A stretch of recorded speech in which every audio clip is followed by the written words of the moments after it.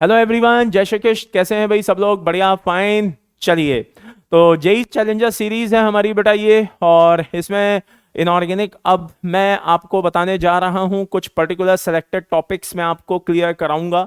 बहुत ध्यान से, बहुत अच्छे से आपको पढ़ने की जरूरत है, ठीक है ना। और बिल्कुल अपन बेसिक से डिस्कस करेंगे। और अभी तक हम क्या करते थे, पहले थ्योरी पढ़ते थे फिर क्वेश्चन देखते थे। अभी क्या करेंगे ना बेटा, क्वेश्चंस के थ्रू थ्योरी को क्लियर करने की कोशिश करेंगे। थ्योरी बहुत पढ़ चुके यार, कितना पढ़ोगे, ठीक है ना। हाँ, तो अब क्या करना है, थ्योरी पे बहुत ज्यादा फोकस नहीं करना है, अब क्वेश्चन प्रैक्टिस पे फोकस करना है और अच्छे लेवल के क्वेश्चंस को ध्यान में रखना है। ये बात ध्यान रखिएगा। तो आइए, जेई चैलेंजर सीरीज में पहला जो मैं आपके सामने चैप्टर रखने जा रहा हूं बेटा, दिस इज पीरियोडिक टेबल। बहुत ही इंपॉर्टेंट है। और पीरियोडिक टेबल को शुरू करने से पहले मैंने इसमें कुछ चीजों को रखा है, जैसे क्वांटम नंबर। क्वांटम नंबर मैंने देखा है ग्रुप पे भी, बच्चे टेलीग्राम पे भी मेरे को मैसेज करते रहते हैं, बोलते रहते हैं सर फला फला क्वेश्चन में दिक्कत है, ये है वो है, लाइक दैट। तो हालांकि ये फिजिकल केमिस्ट्री का पार्ट है और एटॉमिक स्ट्रक्चर में आप लोगों को पढ़ा दिया जाता है, लेकिन आप लोगों की डिमांड थी कि नहीं सर इनको भी थोड़ा सा डिस्कस कर दीजिए, तो मैंने कहा चलो ठीक है बेटा, डिस्कस कर देते हैं। तो क्वांटम नंबर से मैं शुरू करूंगा डिस्कशन, एंड देन उसके बाद हम आएंगे बेटा पीरियोडिक टेबल पे, और पीरियोडिक टेबल के बाद मैं डिस्कस करूंगा पीरियोडिक प्रॉपर्टीज। ओके, तो आइए शुरू करते हैं सबसे पहले क्वांटम नंबर से। कहां से? क्वांटम नंबर से, ठीक है। देखिए, क्वांटम नंबर सबको पता है कि क्या है, मैथमेटिकल वैल्यूज का एक सेट है, सेट ऑफ 4 मैथमेटिकल वैल्यूज जो डिफाइन करती हैं इलेक्ट्रॉन्स की पोजीशन को, ठीक है ना। किसमें? एटम में। वैसे तो कहने को ये 4 क्वांटम नंबर्स का सेट है, लेकिन अगर पोजीशन की बात की जाए तो पोजीशन तो केवल और केवल कितने, 3 क्वांटम नंबर शो करते हैं। एक तो अपना कौन सा हो गया, प्रिंसिपल क्वांटम नंबर, एक कौन सा हो गया अपना एजिमुथल क्वांटम नंबर, और एक हो गया मैग्नेटिक क्वांटम नंबर। हाँ, रही बात स्पिन की, उससे हमें कोई पोजीशन का पता नहीं चलता है, वो एक समझने के लिए अलग से क्वांटम नंबर दिया गया है, ठीक है ना। तो मेन जो होते हैं वो 4 क्वांटम नंबर्स टोटल होते हैं, जिनमें से 3 के थ्रू हम पोजीशन को देखते हैं। तो पहला जैसे कि अपना हो गया कौन सा, प्रिंसिपल क्वांटम नंबर, जिसको हम स्मॉल n से रिप्रेजेंट करते हैं। दूसरा हमारा कौन सा होता है, दोबारा से बोले देते हैं भाई, just a second, P Q N. I repeat, P Q N, principal quantum number. बात समझ में आ रही है? जिसको किससे रिप्रेजेंट किया जाता है, स्मॉल एन से। दूसरा हमारा कौन सा होता है, एजिमुथल क्वांटम नंबर, ओके, जिसको हम किससे रिप्रेजेंट करते हैं, स्मॉल एल से। तीसरा हमारा कौन सा होता है बेटा, मैग्नेटिक क्वांटम नंबर, जिसको हम किससे रिप्रेजेंट करते हैं बेटा, आपके स्मॉल एम से। और लास्ट एंड फाइनल एक हमारा क्वांटम नंबर होता है स्पिन क्वांटम नंबर, जिसको हम किससे रिप्रेजेंट करते हैं, स्मॉल एस से। तो small N, small L, small M और स्मॉल एस। इसमें जो 3 होते हैं, शुरू के 3, ये कहीं ना कहीं पोजीशन को डिफाइन करते हैं, किसकी, इलेक्ट्रॉन की। बात समझ में आ रही है? बस आखिरी वाले को हमने अलग तरह से समझने के लिए लिख लिया है, बाकी शुरू के 3 जो होते हैं वो पोजीशन को डिफाइन करते हैं। अच्छा, बाय द वे कौन क्या बताता है, ये आपको सभी को पता होना चाहिए, ठीक है ना। फॉर एग्जाम्पल, जैसे कि अगर मैं बात करूं तो प्रिंसिपल क्वांटम नंबर कहीं ना कहीं साइज के बारे में नॉलेज देता है, ठीक है ना, एटम के साइज को एक्सप्लेन करने का काम करता है। एजिमुथल क्वांटम नंबर शेप के बारे में बताता है। किसके बारे में बताता है बेटा, शेप के बारे में बताता है। और रही बात हमारे मैग्नेटिक क्वांटम नंबर की, तो मैग्नेटिक क्वांटम नंबर कहीं ना कहीं किसके बारे में बताता है बेटा, ओरिएंटेशन के बारे में बताता है। और ये किसके बारे में बताता है बेटा, स्पिन के बारे में बताता है। किसके बारे में बताता है, इलेक्ट्रॉन के स्पिन के बारे में। अच्छा, ये बात क्लियर हो गई। तो साइज के बारे में बताता है, शेप के बारे में बताता है, ओरिएंटेशन के बारे में बताता है, और किसके बारे में बताता है, स्पिन के बारे में। अच्छा, इससे हमें कहीं ना कहीं शेल के बारे में नॉलेज मिलती है। इससे हमें किसके बारे में मिलती है बेटा, सबशेल के बारे में नॉलेज मिलती है। इससे हमें किसके बारे में नॉलेज मिलती है, ऑर्बिटल के बारे में। किसके बारे में, ऑर्बिटल के बारे में नॉलेज मिलती है। ये बात समझ में आ गई। और स्पिन वाले से तो हमें इलेक्ट्रॉन के स्पिन के बारे में नॉलेज मिलती है भैया, क्लॉकवाइज घूम रहा है कि एंटी क्लॉकवाइज घूम रहा है।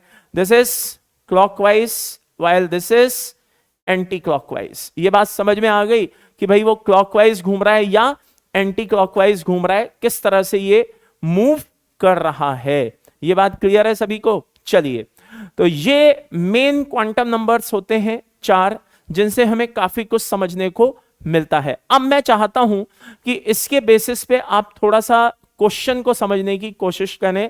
क्वेश्चन कैसे पूछे जाते हैं जरा ध्यान से देखना।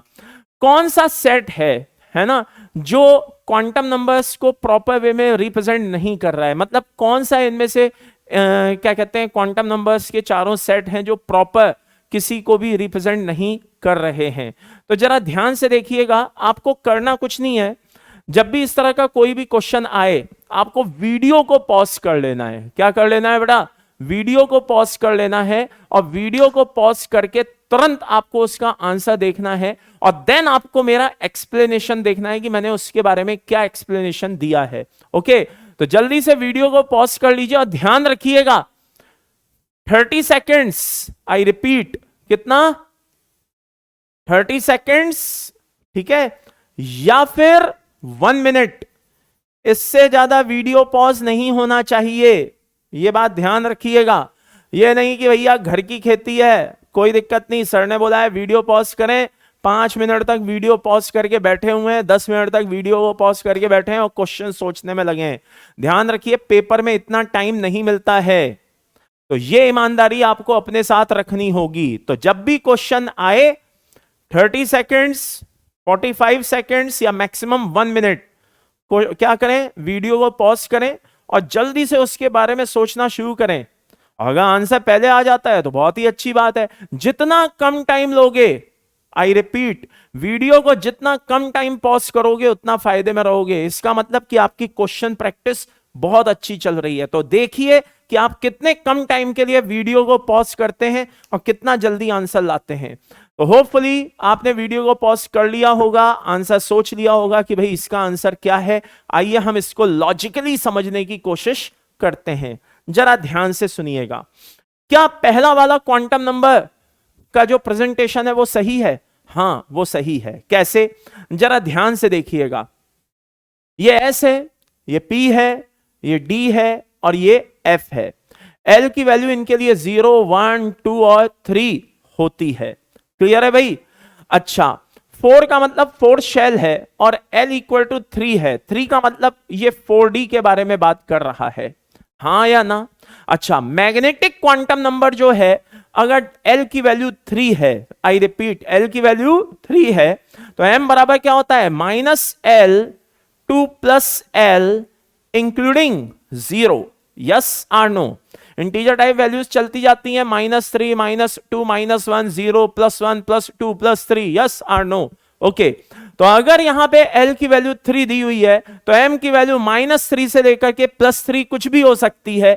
ये बात सही है कि यहां -2 आ रहा है, चलेगा, और ये हाफ आ रहा है, ये भी चलेगा। ये +हाफ, -हाफ कुछ भी हो सकता है। ये बात साफ? आई रिपीट, +हाफ, -हाफ, दिमाग में साफ क्या कि हाँ ये कुछ भी हो सकता है। तो ये 4D को कहीं ना कहीं रिप्रेजेंट कर रहा है। तो भैया ये सही है, तो ये तो सही है। हमें कौन सा देखना है? इनकरेक्ट देखना है। क्वेश्चन पढ़ते समय अक्सर गलती हो जाती है। पूछा था इनकरेक्ट, जवाब करेक्ट पे लगा के बैठे हुए हैं। पूछा था करेक्ट, जवाब इनकरेक्ट पे लगा के बैठे हैं। तो ये चीजें देखा करिए। दूसरा देखते हैं साहब, ये 2 है, ये 1 है। इसका मतलब किसके बारे में बात हो रही है? 2p के बारे में बात हो रही है। किसके बारे में बात हो रही है? 2p के बारे में। सेकंड शेल और 1, L की वैल्यू 1 बता रही है, यानी कि ये p सब शेल की बात हो रही है।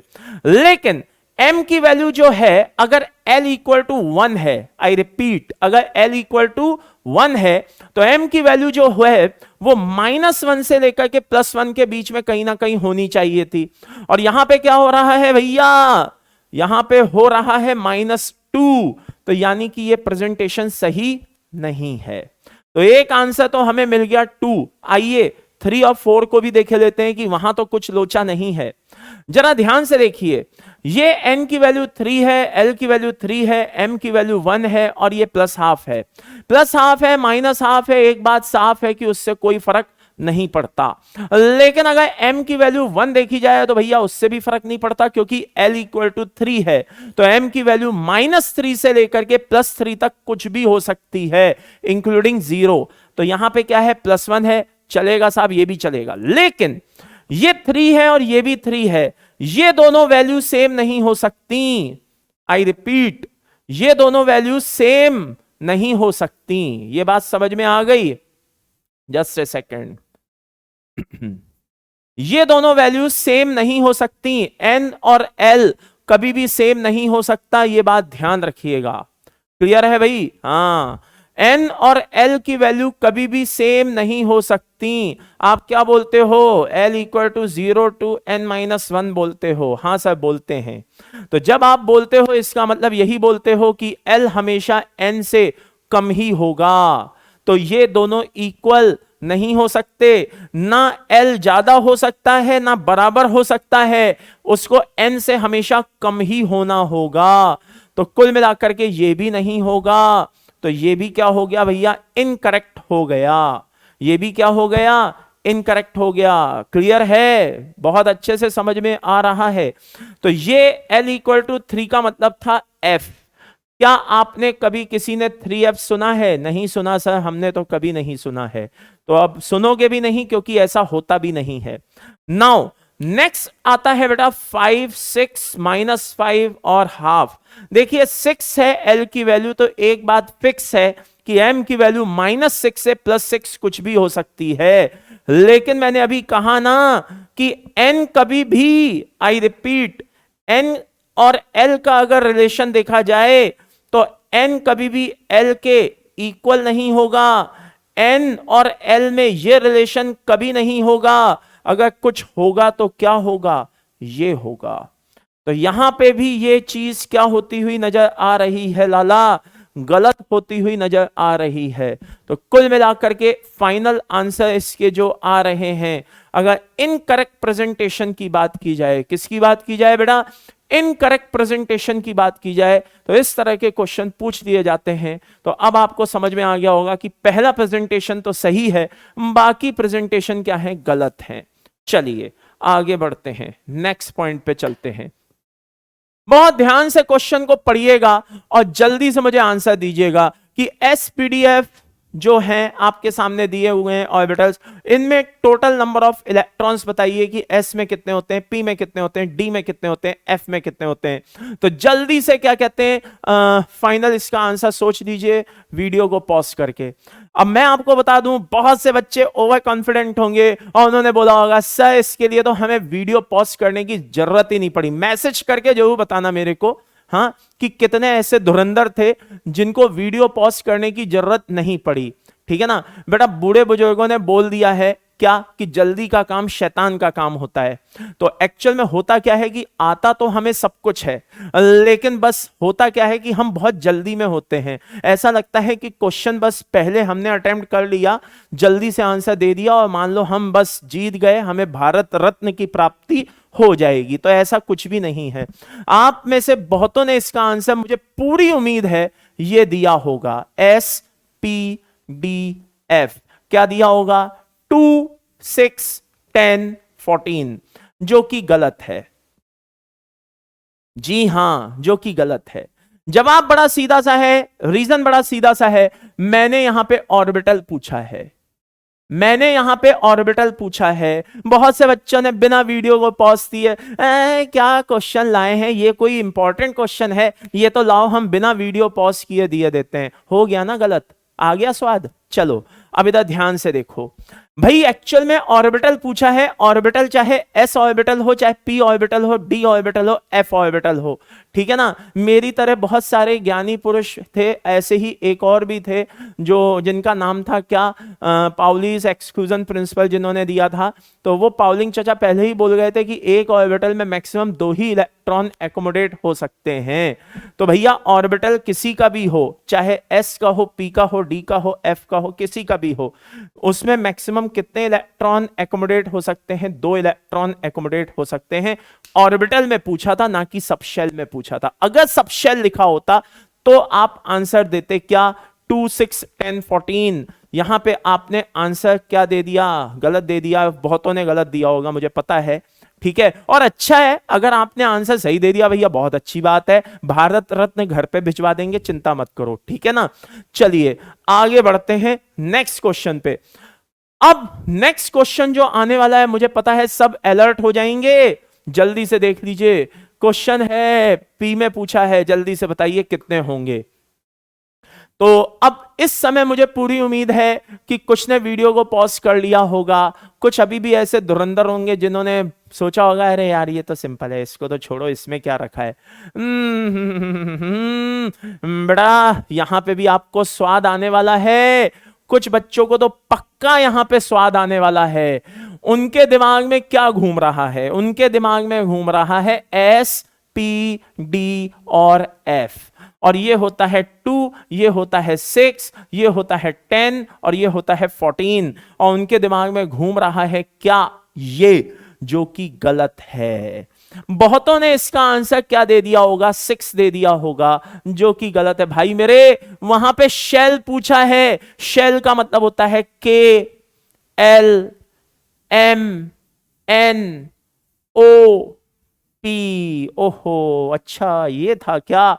KLMNOP, यानी कि n की वैल्यू है 1, 2, 3, 4, 5 और 6 फिक्स। अब उसने पूछा है नंबर ऑफ इलेक्ट्रॉन्स बताइए, तो उसने p सबशेल नहीं बोला, इस बार उसने p शेल बोला। इसको कहते हैं ठोकर खा के भी ना सीखना, गलती करने के बाद भी ना सीखना। एनीवेज, बहुतों ने वैसे इस बार सही पढ़ा होगा, मुझे उम्मीद है। पिछली बार जितने बच्चों ने गलत आंसर दिया होगा, मुझे पूरी उम्मीद है कि कम से कम नहीं तो 60% बच्चों ने अपनी गलती सुधार ली होगी और उन्होंने इसका सही आंसर दिया होगा। लेकिन 40% जो है कुंभकर्ण के वंशज, वो अभी भी सो रहे होंगे और उन्होंने पक्का ध्यान नहीं दिया होगा। तो भाई अब अगर चैन से जीना है तो जाग जाओ, क्योंकि एडवांस सामने है और इस तरह के लच्छेदार घूमे फिरे क्वेश्चन कभी भी आपको आकर के दिखने में बहुत आसान लगते हैं। बात समझ में आ रही है? हाँ, दिखने में बहुत आसान लगते हैं, सिंपल लगते हैं, ठीक है ना, लेकिन बेटा घाव बड़े गंभीर करते हैं, ठीक है। तो जरा ध्यान से देखिएगा, अच्छे से देखिएगा। हमारा एक फॉर्मूला होता है नंबर ऑफ इलेक्ट्रॉन्स निकालने का। क्या निकालने का? नंबर ऑफ इलेक्ट्रॉन्स निकालने का। बोले तो 2n²। हाँ सर, ये तो हमने सुना था, 2n² हमने सुना था। तो सुना था बेटा, तो फिर इसको यूज क्यों नहीं किया? क्या करें सर, ओवर कॉन्फिडेंस में रह गए। तो by the end summary is this, ये 6 है बेटा, और यहां पे लगा दो। फाइनल आंसर कितना आएगा? 72 आ जाएगा। कितना आ जाएगा? 72 आ जाएगा। तो 2n² यहां पे रख दिया, 6 × 6 36 मल्टीप्लाई बाय 2 अगेन, तो बन गया कितना? 72। तो पी शेल में पूछा था मैंने। किस में पूछा था? पी शेल में।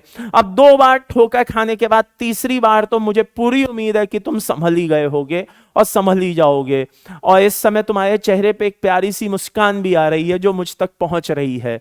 तो चलो इस मुस्कान को बनाए रखना बेटा चेहरे पे, और फाइनल आंसर बता दो। तो फाइनल आंसर मुझे पूरी उम्मीद है कि तुम्हारा क्या होगा, क्या होगा, क्या होगा? जल्दी बताओ, जल्दी बताओ। शाबाश, वेरी गुड, वेरी गुड। 2, 6, 10, 14, बहुत बढ़िया। तो ये सबशेल था दिस टाइम। इस बार क्या था? सबशेल था। तो सबशेल था तो ये आंसर फिक्स था। पिछली बार शेल था, उससे पहले ऑर्बिटल था। समझ में आया? तो एक ही क्वेश्चन को मैंने अलग अलग तरीके से पूछा, अलग अलग तरीके से घुमाया, बस इसी को एडवांस कहते हैं बेटा। जो सिंपल चीज को कुछ इस तरह से पूछ ले कि बच्चा वहां पे घूम जाए, बस इसी को एडवांस कहा जाता है। समझे? हाँ, एडवांस कहीं ना कहीं तुम्हारे अंदर के दिमाग को चेक कर लेता है कि डेटा तुम केवल और केवल पढ़ने के लिए यूज करते हो, पढ़ाई के लिए यूज करते हो, क्लासेस के लिए यूज करते हो, या कुछ और काम के लिए भी। तो वो चेक करने का बेटा तरीका है, ये बात ध्यान रखिएगा। ओके, अच्छा, नोडल प्लेन पे भी आएंगे, उसके पहले QSP लेकर के साथ जाएंगे, और वो QSP क्या है जरा ध्यान से देखिएगा, बहुत ही ध्यान से देखिएगा। एक बोहेब्यूरी स्कीम थी, और बोहेब्यूरी स्कीम में हमें यूं मान करके चलिए कि क्वांटम नंबर की एक समरी मिल जाती है, ठीक है ना। मान लो ये कौन है बेटा, हमारा शेल है, ये कौन है बेटा, ये सब शेल है, ये कौन है बेटा, ऑर्बिटल है, और ये कौन है बेटा, उस ऑर्बिटल में इलेक्ट्रॉन है। ये बात समझ में आ रही है। तो शेल को हम रिप्रेजेंट करते हैं n से, सब शेल को भी हम रिप्रेजेंट करते हैं n से, ऑर्बिटल को हम रिप्रेजेंट करेंगे n स्क्वायर से, और इसको हम रिप्रेजेंट करेंगे 2n स्क्वायर से। अब इसका मतलब क्या है, आइए वो भी समझे लेते हैं। ये बताता है, ये n की वैल्यूज बताती हैं कि किसी शेल में कितने सब शेल हैं, ये बताता है किसी शेल में कितने ऑर्बिटल हैं, और ये बताता है कि किसी शेल में कितने इलेक्ट्रॉन्स हैं। ये बात समझ में आ गई। हाँ, ये इस तरह से बताता है किसी शेल में कितने सब शेल हैं, किसी शेल में कितने ऑर्बिटल हैं, किसी शेल में कितने इलेक्ट्रॉन हैं। जस्ट इमेजिन, क्या ये है बेटा n की वैल्यू 1, आई रिपीट n की वैल्यू क्या है 1। तो भैया फर्स्ट शेल, जिस नंबर का शेल उसमें उतने सब शेल, तो यहां पे नंबर ऑफ सब शेल भी कितने होंगे 1। ये बात समझ में आई। अच्छा, वो जो एक सब शेल है उसकी वैल्यू क्या होगी, उसकी वैल्यू होगी 0। आई रिपीट, उसकी वैल्यू क्या होगी 0। और 0 हम किसके लिए रिप्रेजेंट करते हैं, s ऑर्बिटल के लिए। हाँ, तो यहां पे मैं लिख सकता हूं 1s। भाई s अकेला क्या कहते हैं, फर्स्ट शेल में तो है नहीं, सेकंड में भी है, थर्ड में भी है, फोर्थ में भी है, फिफ्थ में भी है, सिक्स्थ में भी है, सब में है। तो हमें कैसे पता चलेगा कि हम कौन से एस सब शेल की बात कर रहे हैं, फर्स्ट शेल की, सेकंड शेल की, थर्ड शेल की। तो हमने यहां पे 1 लगा दिया। अब हमें पता है कि जो सब शेल एस सब शेल है वो हम फर्स्ट शेल वाले की बात कर रहे हैं, तो हमने 1s लगा दिया। ओके, चलिए यहां पे ऑर्बिटल की बात करें तो साहब एक ऑर्बिटल होता है, और इलेक्ट्रॉन की बात करें तो 2 होता है। इसी तरह से जब यहां पे 2 होता है तो यहां पे 2s होता है और 2p होता है। यहां पे एक s ऑर्बिटल में, यहां पे एक s ऑर्बिटल होता है और यहां पे 3p ऑर्बिटल होते हैं। दोनों मिलकर के कितने हो गए 4। जैसे यहां पे तो कितने थे सब शेल, एक सब शेल था, ठीक है। यहां पे टोटल कितने सब शेल हो गए 2 हो गए, और ऑर्बिटल की बात करूं तो कितने हो गए 4। 1 और 3 कितने हो गए 4। अंतर समझिए, पहले शेल में एक सब शेल, दूसरे शेल में 2 सब शेल। कौन से, 2s 2p। इधर कौन, ओनली 1s। ऑर्बिटल 4, एक इसका और 3 इसके, और इलेक्ट्रॉन इसका डबल कर दो लाला, हाँ या ना। 4 काट 4 काट 4 काट, 2 का 4 2 का 4 2 का 4 तो सुना ही होगा, है ना। हाँ, अब ये मत बोल देना हाँ सर किया भी है, ठीक है। तो 4 काट कर दिया हमने, डबल कर दिया। आगे 3 ले लीजिए, तो 3 यहां पे क्या होंगे 3s 3p और 3d। करेक्ट, यस और नो।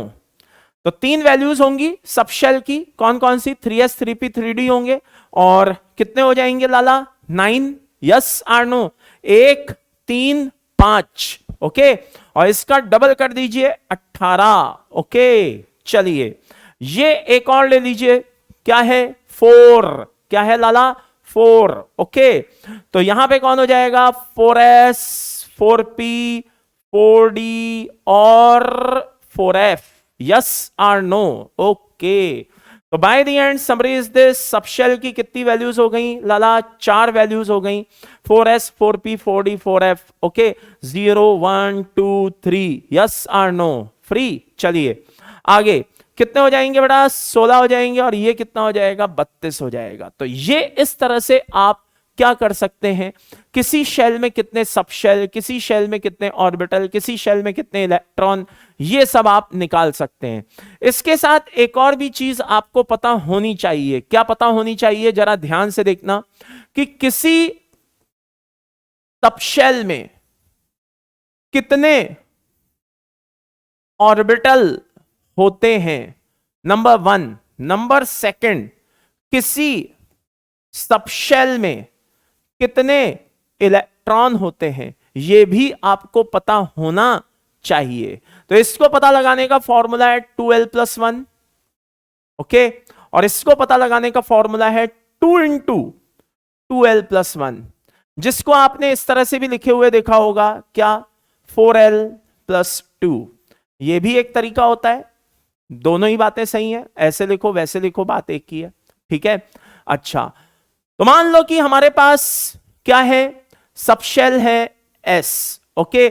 S के लिए L इक्वल टू क्या होता है बेटा, 0 होता है। P के लिए क्या होता है, L इक्वल टू 1 होता है। D के लिए क्या होता है, L इक्वल टू 3 होता है। F के लिए क्या होता है, L इक्वल टू 4 होता है। अरे हाँ या ना, समझ में आया बेड़ू? चलो बहुत बढ़िया। तो अब यहां पे आप क्या कर सकते हैं, ऑर्बिटल्स का पता लगा सकते हैं। तो ये फॉर्मूला आपके सामने दिया हुआ है, यहां पे L की वैल्यू रखते जाइए। जैसे S के लिए L की वैल्यू 0 होती है, यहां पर रख दीजिए, एक ऑर्बिटल आएगा। 1 रख दीजिए, 3 आएगा। क्या कहते हैं, जस्ट ए सेकेंड, थोड़ा भावुक हो गए हम, यहां पे 2 करना था और यहां 3 करना था। हाँ, इसी तरह से L इक्वल टू 2 यहां पे रख दीजिए, कितना आ जाएगा, 5 आ जाएगा। 3 रख दीजिए, कितना आ जाएगा, 7 आ जाएगा। ये बात समझ में आई या नहीं आई? क्लियर है भाई सभी को? तो 0 1 2 3 फलाना ढिमाका, ओके। अब सबशेल में इलेक्ट्रॉन्स निकालने हैं।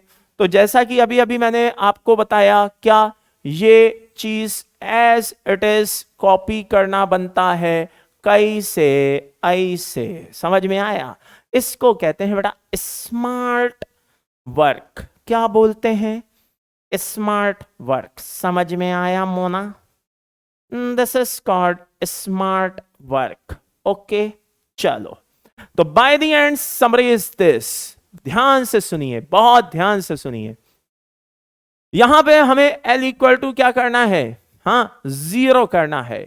L इक्वल टू क्या करना है, 0 करना है, ओके। तो 0 यहां पर रखना है। फाइनल आंसर हमें यहां पे इलेक्ट्रॉन मिलेगा 2। 1 रख दो 6, 2 रख दो कितना हुआ 10, 3 रख दो कितना हुआ 14। तो ये भी एक तरीका होता है सबशेल में ऑर्बिटल और इलेक्ट्रॉन को फाइंड आउट करने का, ओके। चलिए, तो ये तो हमारे क्वांटम नंबर के कुछ बेसिक्स थे जो मैंने आपको सोचा क्लियर करा दूं। अक्सर बच्चे इस तरह के क्वेश्चंस में उलझते रहते हैं। अब आइए इसके बाद चलते हैं बेटा नोडल प्लेन पे। ये भी एक क्या कहते हैं, फिजिकल केमिस्ट्री का ही पार्ट है, एटॉमिक स्ट्रक्चर का पार्ट है, जिसमें काफी बच्चे प्रॉब्लम फील करते हैं। तो मैंने कहा चलो भाई बता दें नोडल प्लेन में क्या सीन है, ठीक है ना।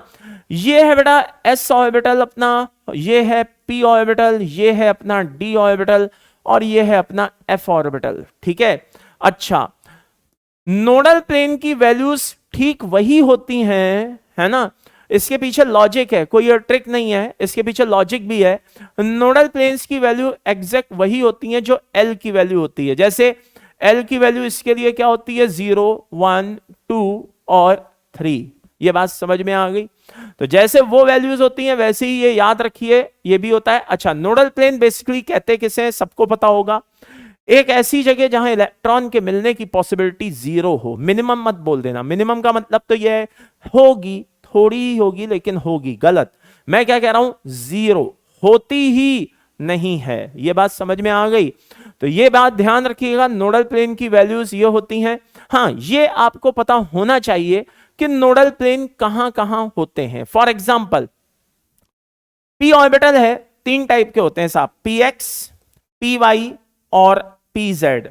अब यह ऑर्बिटल खुद चिल्ला चिल्ला करके कह रहा है कि मैं जो px हूं, तो मैं जो p ऑर्बिटल हूं, डम्बेल शेप हूं, मैं x एक्सिस पे हूं। तो भैया खाली कौन बैठे हैं, y और z बैठे हुए हैं। तो y और z बैठे हुए हैं, तो y z इसका नोडल प्लेन हो गया। अब कुछ धुरंधर जो होते हैं, महारथी होते हैं, बुद्धिजीवी, वो बोलते हैं कि सब y और z तो 2 अलग अलग प्लेन हो गए, तो 2 नोडल प्लेन क्यों नहीं बोल दिए जाते, उनको एक ही क्यों बोला जाता है। अरे मेरे भाई, अगर ये x है और ये y है और ये z है, तो z से जब मैं ऐसे चलूंगा, कैसे, ऐसे, लाइक दिस, मैं निकला कैसे, ऐसे। रास्ते में कौन आया? न्यूक्लियस आया, मैं उसे छोड़ आया और कहां चला आया? आगे बढ़ाया। यस और नो? तो जरा ध्यान से देखो, जब मैं ऐसे निकला तो रास्ते में कौन आया बेटा? न्यूक्लियस आया। और वहां पे कौन था? ये इस समय वाई एक्सिस था। क्या था? वाई एक्सिस था। और मैं उसको इस तरह से छोड़ आया। यस और नो? तो by the end summary is this, मैं निकला कहां से? जेड से। कैसे? ऐसे। रास्ते में कौन आया? न्यूक्लियस आया। न्यूक्लियस से पास होना पड़ता है बेटा, ठीक है ना। और वहां पे कौन सी एक्सिस थी? वाई एक्सिस थी। कौन सी एक्सिस थी? वाई एक्सिस थी। तो जेड से चला, रास्ते में वाई आया और मैं उसे छोड़ आया। तो भाई मेरे, यही तो मैं समझाना चाह रहा हूं कि अगर मैं वाई से चलूंगा तो रास्ते में जेड आएगा, जेड से चलूंगा तो रास्ते में वाई आएगा। तो दोनों एक ही प्लेन में पड़े ना, उनको अलग तो नहीं कह सकते। ये तो वही वाली स्थिति हो गई ना कि बोलो भैया ये 10 सीढ़ियां कहां जाती हैं? अरे भैया छत पे जाती हैं। क्या यही 10 सीढ़ियां वापस से नीचे भी आती हैं? ऐसा तो नहीं है ना। हाँ, ऐसा तो नहीं है कि ये अलग जाती हो, अरे यही नीचे भी आती हैं। तो by the end summary is this, कुल मिलाकर के इस बात को समझने की जरूरत है। आई रिपीट, मैं वापस से कह रहा हूं कि अगर ये 10 सीढ़ियां ऊपर जा रही हैं तो क्या यही 10 सीढ़ियां नीचे आ रही हैं? अरे आ रही हैं, और क्या, कहीं और थोड़ी ना जा रही हैं। तो वही वाली बात है, अगर मैं y से चलूंगा तो z प्लेन में आ रहा है, z से चलूंगा तो y प्लेन में आ रहा है। कुल मिलाकर के दोनों एक प्लेन में आ रहे हैं, तो ये अलग अलग काउंट नहीं होंगे। इसी तरह से y की बात करें तो कौन खाली बैठा हुआ है? xz। z की बात करें तो कौन खाली बैठा हुआ है? xy। ये बात समझ में आई? क्लियर है? इसी तरह से डी ऑर्बिटल की बात करें, डी ऑर्बिटल में क्या होते हैं? टोटल 5 डी ऑर्बिटल होते हैं, 2 टाइप के। कितने टाइप के? 2 टाइप के होते हैं। एक होता है बेटा D X Y, Y Z और जेड एक्स। ओके। और एक होते हैं आपके सामने D X square minus Y square, और एक होता है बेटा D Z square. Correct? Okay. अब बात आती है, जरा ध्यान से और अच्छे से सुनिएगा, बहुत ही इंपॉर्टेंट है, जरा ध्यान से सुनिएगा कि एक्स वाई की अगर हम बात करें, किसकी बात करें बेटा? एक्स वाई की अगर हम बात करें तो जरा ध्यान से देखिएगा, यहां पे ये इन बिटवीन दी एक्सिस हैं। आई रिपीट, ये कैसी है बेटा? इन बिटवीन दी एक्सिस हैं। और ये कैसे है बेटा? अलोंग दी एक्सिस हैं। एक्स वाई, वाई जेड और जेड एक्स, ये इन बिटवीन दी एक्सिस हैं। और ये कैसे हैं बेटा? अलोंग दी एक्सिस हैं। कैसे हैं? अलोंग दी एक्सिस हैं। ये बात क्लियर है सभी को? ओके। तो यहां पे नोडल प्लेन जो है वो एक्सिस से निकलेंगे, क्योंकि खुद कहां पे बैठे हुए हैं? In between the axis. तो नोडल प्लेन कहां से निकलेंगे? एक्सिस से। और यहां पे ये खुद कहां बैठे हुए हैं? एक्सिस पे। तो नोडल प्लेन कहां से निकलेंगे? In between the axis. तो इनको दिमाग में बैठाने का जो सिंपल तरीका होता है, मान लो कि ये एक्स वाई है, डी एक्स वाई ऑर्बिटल है, इसका मतलब मान लो ये एक्स एक्सिस है और ये कौन सी एक्सिस है? Y, like this. तो इसमें जो ऑर्बिटल होगा वो इन दोनों के बीच में होगा, कैसे? ऐसे, लाइक दिस। ओके। तो अब ऐसे समझिए कि ऑर्बिटल अगर एक्स और वाई के बीच में है तो खाली अपन कैसे देखेंगे, क्या करेंगे? देखिए, एक्स वाई है, हाँ है। क्या नहीं सुनाई दे रहा है इसमें? कौन सी एक्सिस नहीं सुनाई दे रही? सर इसमें जेड नहीं दिखाई दे रही। तो 2 नोडल प्लेन हो गए, एक्स जेड और वाई जेड। ये बात समझ में आ गई? एक्स जेड और वाई जेड, ये 2 नोडल प्लेन हो गए। ये दिमाग में बैठाने का सबसे सिंपल तरीका। अगर मेरी बात समझ में आ गई तो अब और भी आसानी से समझ में आ जाएगा। वाई जेड है, क्या नहीं सुनाई दे रहा? सर एक्स नहीं सुनाई दे रहा। तो एक हो गया एक्स वाई और एक हो गया एक्स जेड। ये लीजिए। क्लियर है भाई? चलिए, इसी तरह से यहां पे देखिए, बहुत ध्यान से देखिएगा, ये ZX है। क्या है? ZX। क्या नहीं सुनाई दे रहा? Y। तो एक हो गया XY और एक हो गया YZ। ये लो भाई। क्लियर है सभी को? तो by the end summary is this, कुल मिलाकर के ये नोडल प्लेन दिमाग में बैठाने का तरीका है। ठीक है ना भाई। आखिरकार अब हमारे पास इतना टाइम तो है नहीं कि हम एक एक चीजों को वापस से इमेजिन करने बैठे, तो हमें कुछ ट्रिक्स और टिप्स पे चलना होगा जिसके बेसिस पे हम क्या करें, चीजों को बड़ी आसानी से समझ सकें। ओके, अच्छा, dx square minus Y square में आपको कुछ नहीं करना है, सीधे सीधे दो नोडल प्लेन बोल देना है, क्योंकि वो इन बिटवीन दी एक्सिस है 45 डिग्री पे, उनको कोई नाम वाम देने की जरूरत नहीं है। किसी ने ढूंढ लिया हो तो भैया याद मत कर लेना गलती से भी, ठीक है ना, उनको कोई नाम देने की जरूरत नहीं है, उनके कोई नाम वाम नहीं होते, वो इन बिटवीन एक्सिस होते हैं 45 डिग्री, ठीक है ना। किसी ने ढूंढ लिया हो तो वो अपने पास रखे, किसी को ना दे। बस आपको यहां पे क्या बोलना है, हाँ दो नोडल प्लेन होते हैं, बस बात खत्म। और यहां पे नोडल प्लेन नहीं होते, यहां पे नोडल प्लेन नहीं होते, यहां नोडल कोन होते हैं, और वो कितने होते हैं, दो होते हैं। कितने होते हैं, दो होते हैं। अच्छा, एफ ऑर्बिटल के नोडल प्लेन्स और ये सब हमें पढ़ने की जरूरत नहीं है, बहुत टफ पढ़ते हैं, उनको हम झेल नहीं पाते इतनी आसानी से, ठीक है ना, वो हमारे सिलेबस में भी नहीं है, इसलिए हमें उनको पढ़ने की जरूरत नहीं है, इसीलिए उनको सिलेबस पे भी नहीं रखा गया है। एनीवेज, तो ये चीज ध्यान रखिए भाई, ठीक है, इंपॉर्टेंट है, ध्यान रखना भाई। एस ऑर्बिटल में नंबर ऑफ नोडल प्लेन कितने होते हैं, 0, ठीक है, यहां पे 1, यहां 2, यहां 3, और किसमें क्या होते हैं। अब इसमें क्वेश्चन कैसे आते हैं जरा ध्यान से देखिएगा। Orbital in which nodal plane is absent, बताइए भाई वो कौन सा ऑर्बिटल है जिसमें नोडल प्लेन एब्सेंट होता है। तो मुझे पूरी उम्मीद है कि इसमें आपको वीडियो पॉज करने की जरूरत भी नहीं पड़ी होगी, और फाइनल आंसर आपको पता ही है इसका क्या होगा, dz स्क्वायर। अभी बताया कि उसमें नोडल प्लेन नहीं होते, उसमें नोडल कोन होते हैं। क्या होते हैं, नोडल कोन होते हैं, ठीक है। अब बात आती है बेटा number of maximum degenerate orbital in second excited state of hydrogen.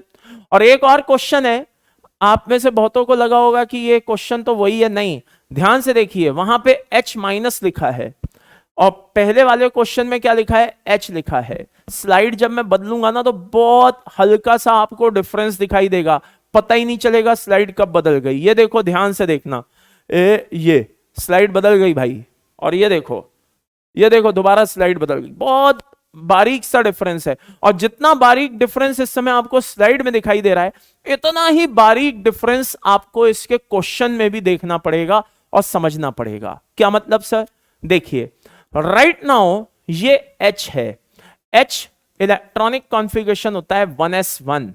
इसका मतलब ये हुआ कि ये कौन है, ये है single electronic system, SES, single electronic system. Single electronic system का मतलब होता है जिसमें केवल एक ही इलेक्ट्रॉन हो। यह बात समझ में आ गई।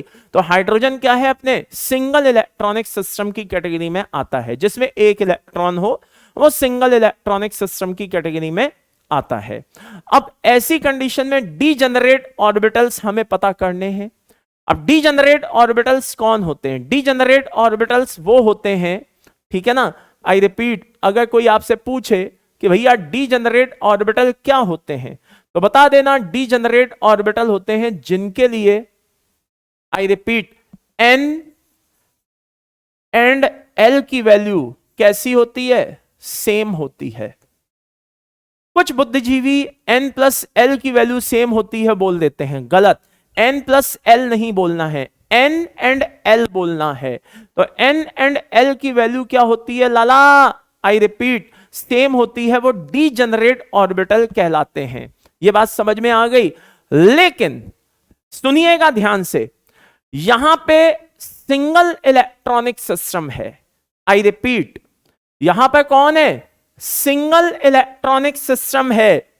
तो यहां पे हमें n एंड l की वैल्यू सेम बोलना जरूरी नहीं है। यहां पे हम क्या बोलेंगे, यहां पे हम बोलेंगे कि भैया n की वैल्यू जिनके लिए सेम होती है, आई रिपीट, n की वैल्यू जिनके लिए सेम होती है। तो अगर सिंगल इलेक्ट्रॉनिक सिस्टम बोला जाए तो केवल n की वैल्यू जिनके लिए सेम होती है उनकी एनर्जी सेम होती है। तो डीजेनरेट ऑर्बिटल कौन होते हैं, जिन ऑर्बिटल्स की एनर्जी सेम होती है। और ऑर्बिटल्स की एनर्जी सेम कब होती है, सिंगल इलेक्ट्रॉनिक सिस्टम में जब n की वैल्यू सेम होती है। सर हमने तो पढ़ा था n एंड l की वैल्यू सेम होती है। हां, बात सही है। N एंड L की वैल्यू सेम कब बोलना है? N एंड L की वैल्यू सेम तब बोलना है जब वो मल्टी इलेक्ट्रॉनिक सिस्टम हो। क्या हो? मल्टी इलेक्ट्रॉनिक सिस्टम हो, तब आपको बोलना है N एंड L की वैल्यू सेम हो। जी हां, क्या मतलब सर? देखिए ये H माइनस है, H माइनस का मतलब 1s2 है। तो भैया जब एक इलेक्ट्रॉन था तब वो सिंगल इलेक्ट्रॉनिक सिस्टम था, अभी ये 2 इलेक्ट्रॉन है तो ये मल्टी इलेक्ट्रॉनिक सिस्टम है। ये सारी चीजें फिजिकल केमिस्ट्री की हैं जो मैं आपको बता रहा हूं। जब हम क्वांटम नंबर्स पढ़ते हैं एटॉमिक स्ट्रक्चर में तो ये सारी चीजें उसमें बताई जाती हैं। अगर ना पता हो तो ध्यान से सुन लेना, वैसे तो पता होंगी सभी को, नहीं भी पता है तो ध्यान से सुन लेना, बहुत जरूरी है। ठीक है, तो मल्टी इलेक्ट्रॉनिक सिस्टम है अगर, तो N एंड L की वैल्यू का सेम होना जरूरी है, और जिसके लिए N एंड L की वैल्यू सेम होगी उन ऑर्बिटल्स का एनर्जी लेवल भी सेम होगा। लेकिन अगर सिंगल इलेक्ट्रॉनिक सिस्टम है तो सिंगल इलेक्ट्रॉनिक सिस्टम में केवल और केवल N की वैल्यू सेम होना जरूरी है। अब आप बोलोगे सर क्या है, क्या कहना चाहते हो, थोड़ा समझ में नहीं आया, थोड़ा सा एग्जांपल लेकर के समझाओ। आइए जरा ध्यान से देखते हैं। ये हाइड्रोजन है, हाँ है। ये 1s है, हाँ है। 1s1 होता है, हाँ होता है। ये 2s है, ये 2p है, ये 3s है, ये 3p है, ये 3d है, ये 4s है, ये 4p है। अरे हाँ या ना? ये 4d है, ये 4f है। अरे सर क्या कर रहे हो सर, आप हमारी तरह क्या सस्ता नशा करके पढ़ा रहे हो क्या? क्यों भैया, मैंने क्या गलती कर दी? अरे सर हाइड्रोजन में केवल 1s1 होता है, आप पता नहीं कहां कहां तक चलते चले जा रहे हो। नहीं भाई, मैंने कोई नशा वशा नहीं किया, कोई सस्ता नशा नहीं किया, महंगा भी नहीं करता हूं खैर। हाँ तो जरा ध्यान से सुनना। एक्चुअल में हाइड्रोजन है, 1s ऑक्यूपाई है, उसमें सिंगल इलेक्ट्रॉन है। इसका मतलब ये तो नहीं है कि आगे ऑर्बिटल या सबशेल या ये सब कुछ नहीं है। अगर कभी भी आपसे पूछा जाता है, आई रिपीट, अगर आपसे कभी पूछा जाए सोडियम में नंबर ऑफ शेल बताइए, कितने बताते हो? सर हम तो 3 बताते हैं। मत बताया करो, अगर 3 बताते हो इनफाइनाइट होते हैं। समझ में आया? अगर वो ये बोले ऑक्यूपाइड बताओ कितने होते हैं, तो ऑक्यूपाइड बोलो ना 3 होते हैं। अगर वो आपसे बोले ऑक्यूपाइड, उसने वर्ड यूज नहीं किया, उसने तो क्या बोला? उसने तो बोला कि क्या कहते हैं, बताओ कितने होते हैं। ऑक्यूपाइड वर्ड यूज नहीं किया। तो भाई फिर चाहे वो हाइड्रोजन हो, यानी कि एटॉमिक नंबर 1 हो, चाहे 118 हो, कोई भी हो, सब में इनफाइनाइट ही होते हैं। सब में क्या होते हैं? इनफाइनाइट ही होते हैं। तो by the end summary is this, ठीक है, खाली है, कोई हॉस्टल है मान लो, उसमें 10 कमरे हैं और एक ही भरा हुआ है, 9 खाली हैं। तो आप उसके पास गए, बोले भैया ये हॉस्टल तुम्हारा है? बोले हाँ लगता तो यही है। तो बोले हमें रूम चाहिए, हाँ ले लो भाई। कितने रूम है? वो एक थोड़ी ना बोलेगा, वो तो यही बोलेगा कि 10 रूम है, एक खाली है, 9 एक भरा हुआ है, 9 अभी भी खाली है। वो ये तो नहीं बोलेगा नहीं साहब बस एक ही है भरा हुआ है, ऐसा तो नहीं बोलेगा। तो सीधी सी बात है भैया मेरे, क्या कि भले चाहे वो खाली पड़े हुए हैं, आई रिपीट, भले चाहे वो खाली पड़े हुए हैं, ये बात समझ में आ रही है, मगर हैं तो कुल मिलाकर के अब बात आती है, ये कौन हो गया? के, ये कौन हो गया? एल, ये कौन हो गया? एम, ये कौन हो गया? एन। समझ में आया? तो by the end summary is this, अगर मैं आपसे बोलूं कि सिंगल इलेक्ट्रॉनिक सिस्टम में एनर्जी लेवल कैसा होता है, तो सीधी सी बात है कि वो एन के ऊपर डिपेंड करता है। किसके ऊपर डिपेंड करता है? एन के ऊपर डिपेंड करता है। यानी कि एन की वैल्यू बढ़ाओगे तो एनर्जी लेवल बढ़ेगा। यानी कि कहने का मतलब है 1s से ज्यादा 2s 2p का एनर्जी लेवल होगा, 2s 2p से ज्यादा 3s 3p 3d का एनर्जी लेवल होगा, 3s 3p 3d से ज्यादा 4s 4p 4d 4f का एनर्जी लेवल होगा। समझ में आया? नहीं आया? आया। चलो, तो by the end summary is this, energy level बढ़ता चला जा रहा है, लेकिन क्योंकि ये सिंगल इलेक्ट्रॉनिक सिस्टम है इसलिए इनका एनर्जी लेवल आपस में सेम आ रहा है। कैसा? ऐसा समझ में आया, ये लो।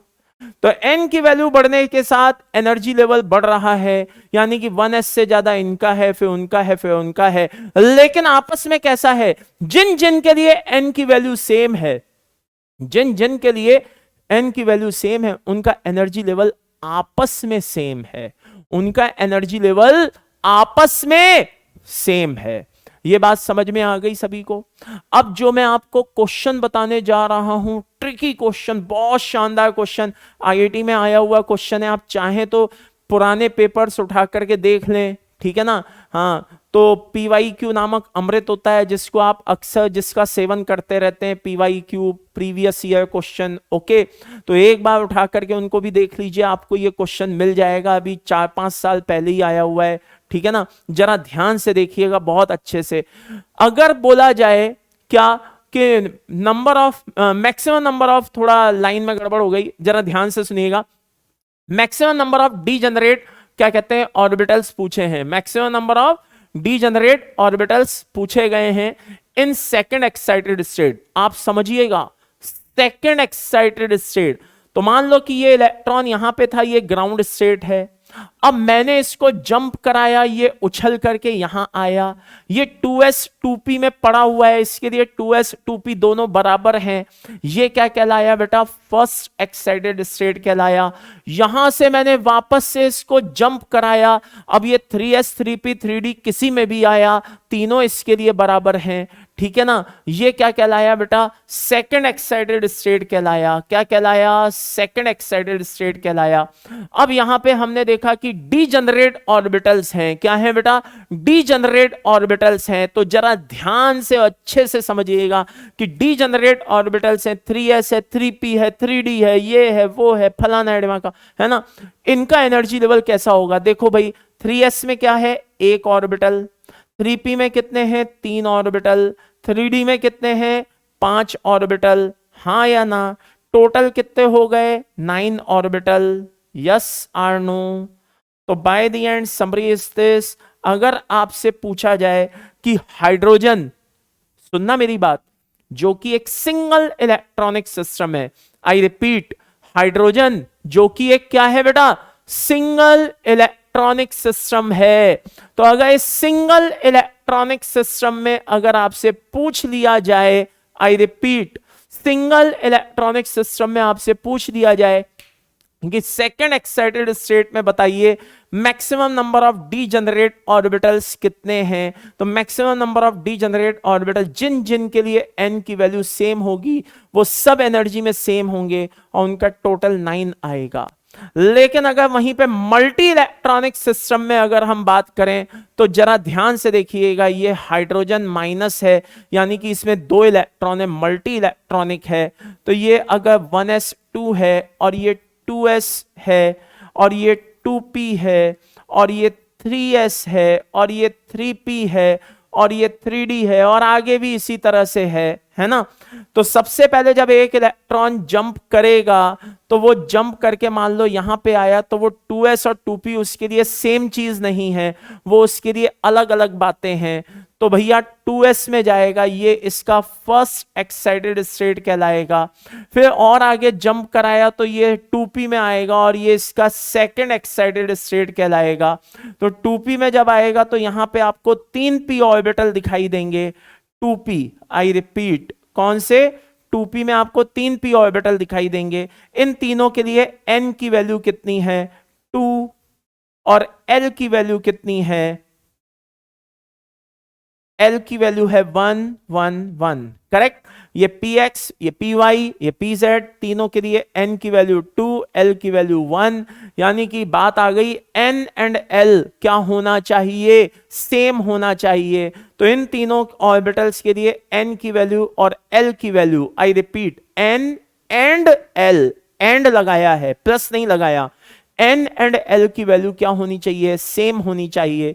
तो भैया ये एनर्जी लेवल में कैसे होंगे, सेम सेम होंगे। कैसे होंगे, सेम सेम होंगे। तो यहां पे जब आपसे पूछा जाए कि बताओ भाई सेकंड एक्साइटेड स्टेट में H माइनस में maximum number of degenerate orbital कितने होंगे, तो आपका आंसर 3 होना चाहिए, जबकि यहां पे आपका आंसर कितना होना चाहिए था, 9 होना चाहिए। कितना होना चाहिए, 9 होना चाहिए। सर यहां पे एक क्वेश्चन मन में आ रहा है, आप बार बार जोड़ देते हो N एंड L। क्या जोड़ देते हो, N एंड L। तो भैया देखो ध्यान से सुन लो, N एंड L की क्या कहानी है, जरा ध्यान से सुन लो मेरी जुबानी। क्या, ये आपके सामने मान लीजिए कौन है, 3p है, और ये मान लीजिए आपके सामने कौन है, 4s है। अगर 2 मिनट के लिए मान लो कि 3p की बात करें, किसकी बात करें, 3p और 4s की। 2 मिनट के लिए मान लो कि अगर ये सिंगल इलेक्ट्रॉनिक सिस्टम होता, कौन होता, सिंगल इलेक्ट्रॉनिक सिस्टम होता, तो वहां पे n के बेसिस पे डिसाइड होता। किसके बेसिस पे डिसाइड होता, n के बेसिस पे डिसाइड होता, यानी कि n के बेसिस पे एनर्जी लेवल डिसाइड होता। तो भी 3p और 4s बराबर एनर्जी लेवल के नहीं होते। दोनों का आप n प्लस l देखिए, मैं इन दोनों का n प्लस l देखना चाहता हूं। क्या देखना चाहता हूं, n प्लस l। वापस से समझो, अगर नहीं समझ में आया तो दोबारा से समझो, ध्यान से देखो, जस्ट ए सेकेंड। ये देखो दोनों का n प्लस l, देखो दोनों का n प्लस l। 3p का कितना है, 4, 4s का कितना है, 4। क्या दोनों का n प्लस l सेम आ रहा है, हां सर, दोनों का n प्लस l सेम आ रहा है। अब मैं कहता हूं अगर सिंगल इलेक्ट्रॉनिक सिस्टम होता, क्या होता, सिंगल इलेक्ट्रॉनिक सिस्टम होता, तो सिंगल इलेक्ट्रॉनिक सिस्टम में ये n से डिसाइड होता, हां, तो भी दोनों का एनर्जी लेवल सेम नहीं होता। और मजे की बात, अगर ये मल्टी इलेक्ट्रॉनिक सिस्टम होता तो इनका एनर्जी लेवल किससे डिसाइड होता, n प्लस l से डिसाइड होता। किससे डिसाइड होता, n प्लस l से। अब n प्लस l तो सेम आ रहा है, तो फिर किससे डिसाइड होता भाई, इनकी n की वैल्यू से डिसाइड होता कि भाई क्या कहते हैं, जिसके लिए n की वैल्यू कम होगी उसका एनर्जी लेवल कम होगा, जिसके लिए n की वैल्यू ज्यादा है उसका एनर्जी लेवल ज्यादा होगा। कुल मिलाकर के दोनों ही कंडीशन में, चाहे सिंगल इलेक्ट्रॉनिक ले लूं चाहे मल्टी इलेक्ट्रॉनिक ले लूं, दोनों ही कंडीशन में, ये किसी भी कंडीशन में एनर्जी लेवल इनका सेम नहीं आ रहा। इनका एनर्जी लेवल सेम नहीं आ रहा है।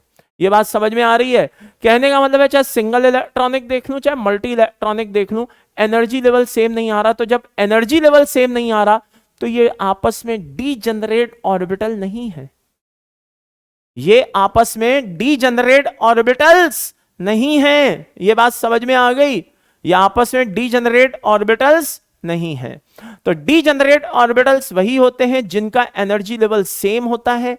तो by the end summary is this, वो एनर्जी लेवल सेम होने की कंडीशन n एंड l होती है, लाइक दिस, ना कि ऐसे। n प्लस l मत लगा देना, मेरा सिर्फ इतना सा कहना है बस, और कुछ नहीं, n एंड l बोलना है। चलिए, तो ये हमारे डीजेनरेट ऑर्बिटल भी कवर हो गए विद क्वेश्चन, ठीक है ना। होपफुली आप अभी तक का सेशन बढ़िया से एंजॉय कर रहे होंगे। आइए आगे बढ़ते हैं। अब बात आती है मैग्नेटिक मोमेंट की। किसकी बात आती है बेटा, मैग्नेटिक मोमेंट की बात आती है। जरा ध्यान से देखिएगा मैग्नेटिक मोमेंट का क्या सीन है। देखिए मैग्नेटिक मोमेंट मतलब कोई भी इलेक्ट्रॉन जो ऑर्बिटल में होता है, ठीक है ना, ऑर्बिटल में कोई भी इलेक्ट्रॉन होता है, चाहे वो क्लॉकवाइज घूमे चाहे वो एंटी क्लॉकवाइज घूमे, अपने चारों एक मैग्नेटिक फील्ड अपीयर करता है। ये बात समझ में आ गई। अच्छा, ये मैग्नेटिक फील्ड कैंसे, जब तक ये अलग अलग है तब तक तो ये मैग्नेटिक फील्ड अपीयर होते हैं। अगर ये एक साथ आ जाए, अगर ये एक साथ आ जाए, तो जब ये एक साथ आ जाते हैं तो ये एक दूसरे के मैग्नेटिक फील्ड को क्या कर देते हैं, बैलेंस कर देते हैं, कैंसिल कर देते हैं, कुछ भी बोल दो, ठीक है ना। तो कुल मिलाकर के होता क्या है, ये क्लॉकवाइज और एंटी क्लॉकवाइज जो भी होते हैं, जब एक साथ आमने सामने आते हैं तो एक दूसरे के इलेक्ट्रॉन, जो मैग्नेटिक फील्ड है, इलेक्ट्रॉनिक फील्ड जो भी है, उसको ये क्या कर देते हैं, कैंसिल कर देते हैं। और कुल मिलाकर के इस कंडीशन में जब ये अनपेयर्ड होता है तब ये पैरा, और जब ये अनपेयर्ड खत्म हो जाता है तो ये डायामैग्नेटिक की कैटेगरी में आ जाता है। ये बात समझ में आ गई। अच्छा, इसको वैल्यू वाइज अगर निकालना है तो उसका एक फॉर्मूला होता है, म्यू से डिनोट किया जाता है, और ये होता है n into N plus two, और ये इसकी यूनिट होती है बोर मैग्नेटॉन। आज से पहले और इसके बाद कभी भी काम नहीं आई होगी, याद रखना। जब ये पढ़ा होगा तो उससे पहले कभी काम नहीं आई होगी, जब ये पढ़ लिया तो उसके बाद कभी काम नहीं आई होगी। बोर मैग्नेटॉन, बस आपको एक यूनिट याद रखना है कि हाँ साहब होती है। अच्छा, इनकी वैल्यूज बहुत इंपॉर्टेंट होती हैं, जैसे अनपेयर्ड इलेक्ट्रॉन और ये म्यू, ठीक है ना, 1 2 3 4 5, ठीक है ना, कितने भी अनपेयर्ड हो सकते हैं, वैसे तो 5 से ज्यादा काम नहीं पड़ते। और वैल्यूज होती हैं 1.73, 2.83, 3.8 3.87 समथिंग, 4.90 समथिंग, ठीक है ना, और 5.92 समथिंग। ओके, ये इसकी वैल्यूज होती हैं। तो ये हमारा मैग्नेटिक मोमेंट है। इसके ऊपर डायरेक्ट क्वेश्चन आ जाते हैं, मान लो डी ब्लॉक मेटल्स आ जाएंगे, कोई भी आ जाएगा और आपको बोल दिया जाएगा अनपेयर्ड, उसमें बोल दिया जाएगा इनका मैग्नेटिक मोमेंट चेक करो। ये कई जगह काम आते हैं। जैसे आप लोगों ने अभी मेंस दिया है, फर्स्ट अटेम्प्ट सेकंड अटेम्प्ट दोनों दिए हैं। सेकंड अटेम्प्ट में तो भरमार थी, झड़ी लगी हुई थी। ये जो मैग्नेटिक मोमेंट है कई जगह काम आता है, मैं आपको बता दूं। एमओटी में काम आता है, मॉलिक्यूलर ऑर्बिटल थ्योरी में, और सीएफटी में काम आता है। याद करिए, कॉम्प्लेक्स कंपाउंड दे दिए जाएंगे या फिर डाई एटॉमिक मॉलिक्यूल दे दिए जाएंगे और बोला जाएगा फला फला मॉलिक्यूल है, इसका मैग्नेटिक मोमेंट बताइए। या फिर स्पीशीज दे दी जाएंगी, कैटायन एनायन दे दिए जाएंगे और बोला जाएगा इनका मैग्नेटिक मोमेंट बताइए। तो मैग्नेटिक मोमेंट कई जगह कई तरीके से मतलब पूछ लिए जाते हैं, ठीक है ना। इंडिविजुअल आयंस में पूछ लिए जाते हैं, स्पीशीज में पूछ लिए जाते हैं, कॉम्प्लेक्स कंपाउंड में पूछ लिए जाते हैं, डाई एटॉमिक जो एमओटी में पढ़ाए जाते हैं उनमें पूछ लिए जाते हैं, कहीं पे भी पूछ लिए जाते हैं। तो ये मैग्नेटिक मोमेंट आपको पता होना चाहिए, ठीक है। अब बात आती है इलेक्ट्रॉनिक कॉन्फ़िगरेशन की। ये देखो यार, ये थोड़ा सा मैं आपको बस टिप्स देना चाहता हूं। बहुत तरह के इलेक्ट्रॉनिक कॉन्फ़िगरेशन होते हैं, मतलब पूछे जाते हैं, ठीक है ना। ग्राउंड स्टेट का पूछा जाता है, एक्साइटेड का पूछ लिया जाता है, आयनिक का पूछ लिया जाता है। मैं कहता हूं कि इलेक्ट्रॉनिक कॉन्फ़िगरेशन कितना भी बड़ा क्यों ना हो, आपको बेसिक मतलब उसका समझ होनी चाहिए, आपको उसको बनाना आना चाहिए, ठीक है ना। तो इलेक्ट्रॉनिक कॉन्फ़िगरेशन को बनाने का मैं आपको एक सिंपल सा पैटर्न बता रहा हूं, जरा ध्यान से सुनिएगा। मान लीजिए कि एक अपनी पीरियोडिक टेबल है। क्या है बेटा? पीरियोडिक टेबल है। ओके, बहुत ध्यान से देखिएगा, ठीक है, like this. Okay, just a second, ये लीजिए। बढ़िया, अभी तो प्रॉपर फील आ रहा होगा भाई मेरे, क्लियर है। चलो, और यहां पे भी थोड़ा सा करेक्ट कर देते हैं, ये लो। ओके, तो ये और एक यहां पे बनाए देते हैं छोटू सा, ठीक है, ये लो भाई। तो ये हमारा कौन हो गया बेटा? एस ब्लॉक हो गया। ये हमारा कौन हो गया? पी ब्लॉक हो गया। ये हमारा कौन हो गया? डी ब्लॉक हो गया। अच्छा, इनमें भी बीच में यहां पर एस और डी के भी बीच में कौन आ जाता है? अपना एफ ब्लॉक आ जाता है। तो इस तरह से अपने पूरे ब्लॉक हो जाते हैं, S block, P block, D block, F block, ये सब अपने हो जाते हैं। क्लियर है। अब बात आती है इलेक्ट्रॉनिक कॉन्फ़िगरेशन को बनाने की। तो मेरा एक सीधा सा कॉन्सेप्ट है, क्या कि ये एन की वैल्यू है, ठीक है, और जो बताने जा रहा हूं उसको टेक्निक के तौर पे समझे, जो बताने जा रहा हूं, ठीक है। एन की वैल्यूज जो हैं वो एन ही रहेगी। I repeat, just a second, just a second. S और पी के लिए एन की वैल्यू एन रहेगी, डी के लिए एन माइनस वन रहेगी, और एफ के लिए एन माइनस टू रहेगी। बस ये ध्यान रखिए। आई रिपीट, क्या बोला मैंने? एस और पी के लिए एन की वैल्यू एन रहेगी, डी के लिए एन माइनस वन रहेगी, और एफ के लिए एन माइनस टू रहेगी। ओके, तो अब मान लीजिए कि ये एन है और यहां पे हमने शुरू किया। सबसे पहले हमने क्या लिया बेटा? पहला जो पीरियड होता है, क्या होता है? पहला पीरियड। पहले पीरियड में याद करिए आपके सामने पीरियोडिक टेबल दिखाई दे रही है। पहले पीरियड में केवल और केवल कौन से एलिमेंट्स होते हैं? एस ब्लॉक के एलिमेंट्स होते हैं। कौन से एलिमेंट्स होते हैं?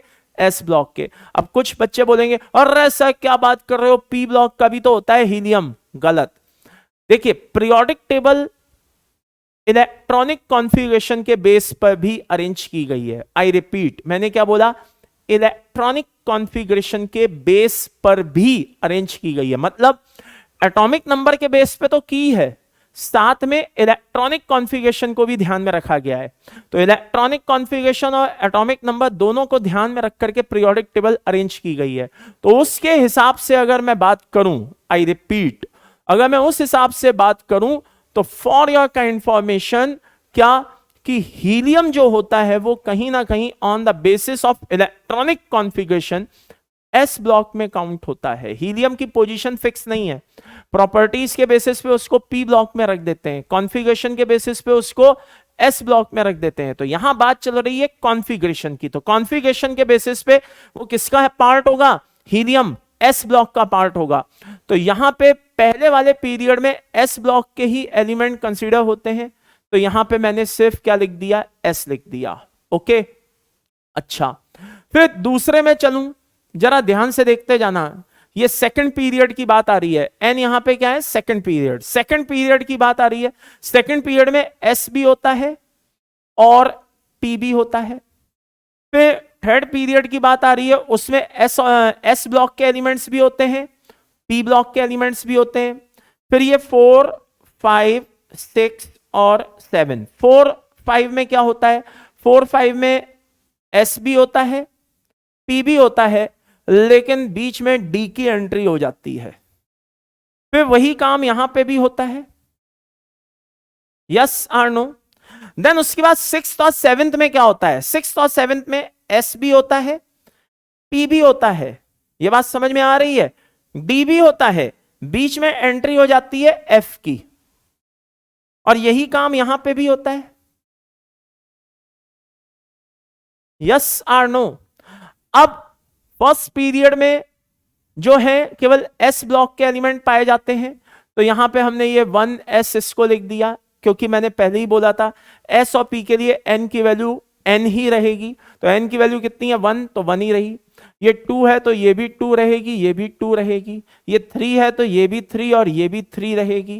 ये 4 है तो ये भी 4 और ये भी 4 रहेगा। लेकिन d के लिए मैंने क्या बोला? एक कम हो जाएगा, n-1, तो ये 3d हो जाएगा। ये 4 है, ये भी 4 है, लेकिन सॉरी जस्ट ए सेकेंड, ये 5 है, ये भी 5 है, लेकिन ये 4 हो जाएगा। ये 6 है, ये भी 6 है, ये तो क्या हो जाएगा? 5 हो जाएगा। लेकिन f n-2 होता है, यानी कि एक और कम कर दो, यानी कि ये 4 रह जाएगा। इसी तरह से ये 7 है, ये 7 है, ये 6 तो फिक्स है, ये कितना हो जाएगा? 5 हो जाएगा। तो ये एक तरह से हमने n+l के बेसिस पे एलिमेंट वो इलेक्ट्रॉनिक कॉन्फ़िगरेशन बनाने के लिए हमने सारे जो भी थे हमारे सब शेल्स ऑर्बिटल सबको हमने अरेंज कर लिया n+l की वैल्यू को ध्यान में रखते हुए। ठीक है, और अब हमने क्या किया? जस्ट ए सेकेंड, अब हमने क्या किया? इनको हमें अरेंज करना है। क्या करना है बेटा? इनको हमें अरेंज करना है। थोड़ा सा टाइम लगेगा भाई, just a second. 2x speed को कर लेना, ठीक है, आपका टाइम बच जाएगा। उसमें मैं आपको जल्दी जल्दी ऐसे ऐसे ऐसे ऐसे करता हुआ दिखाई दूंगा। ठीक है, ये लो भाई, जस्ट ए सेकेंड। इसको ऐसे ऐसे ऐसे,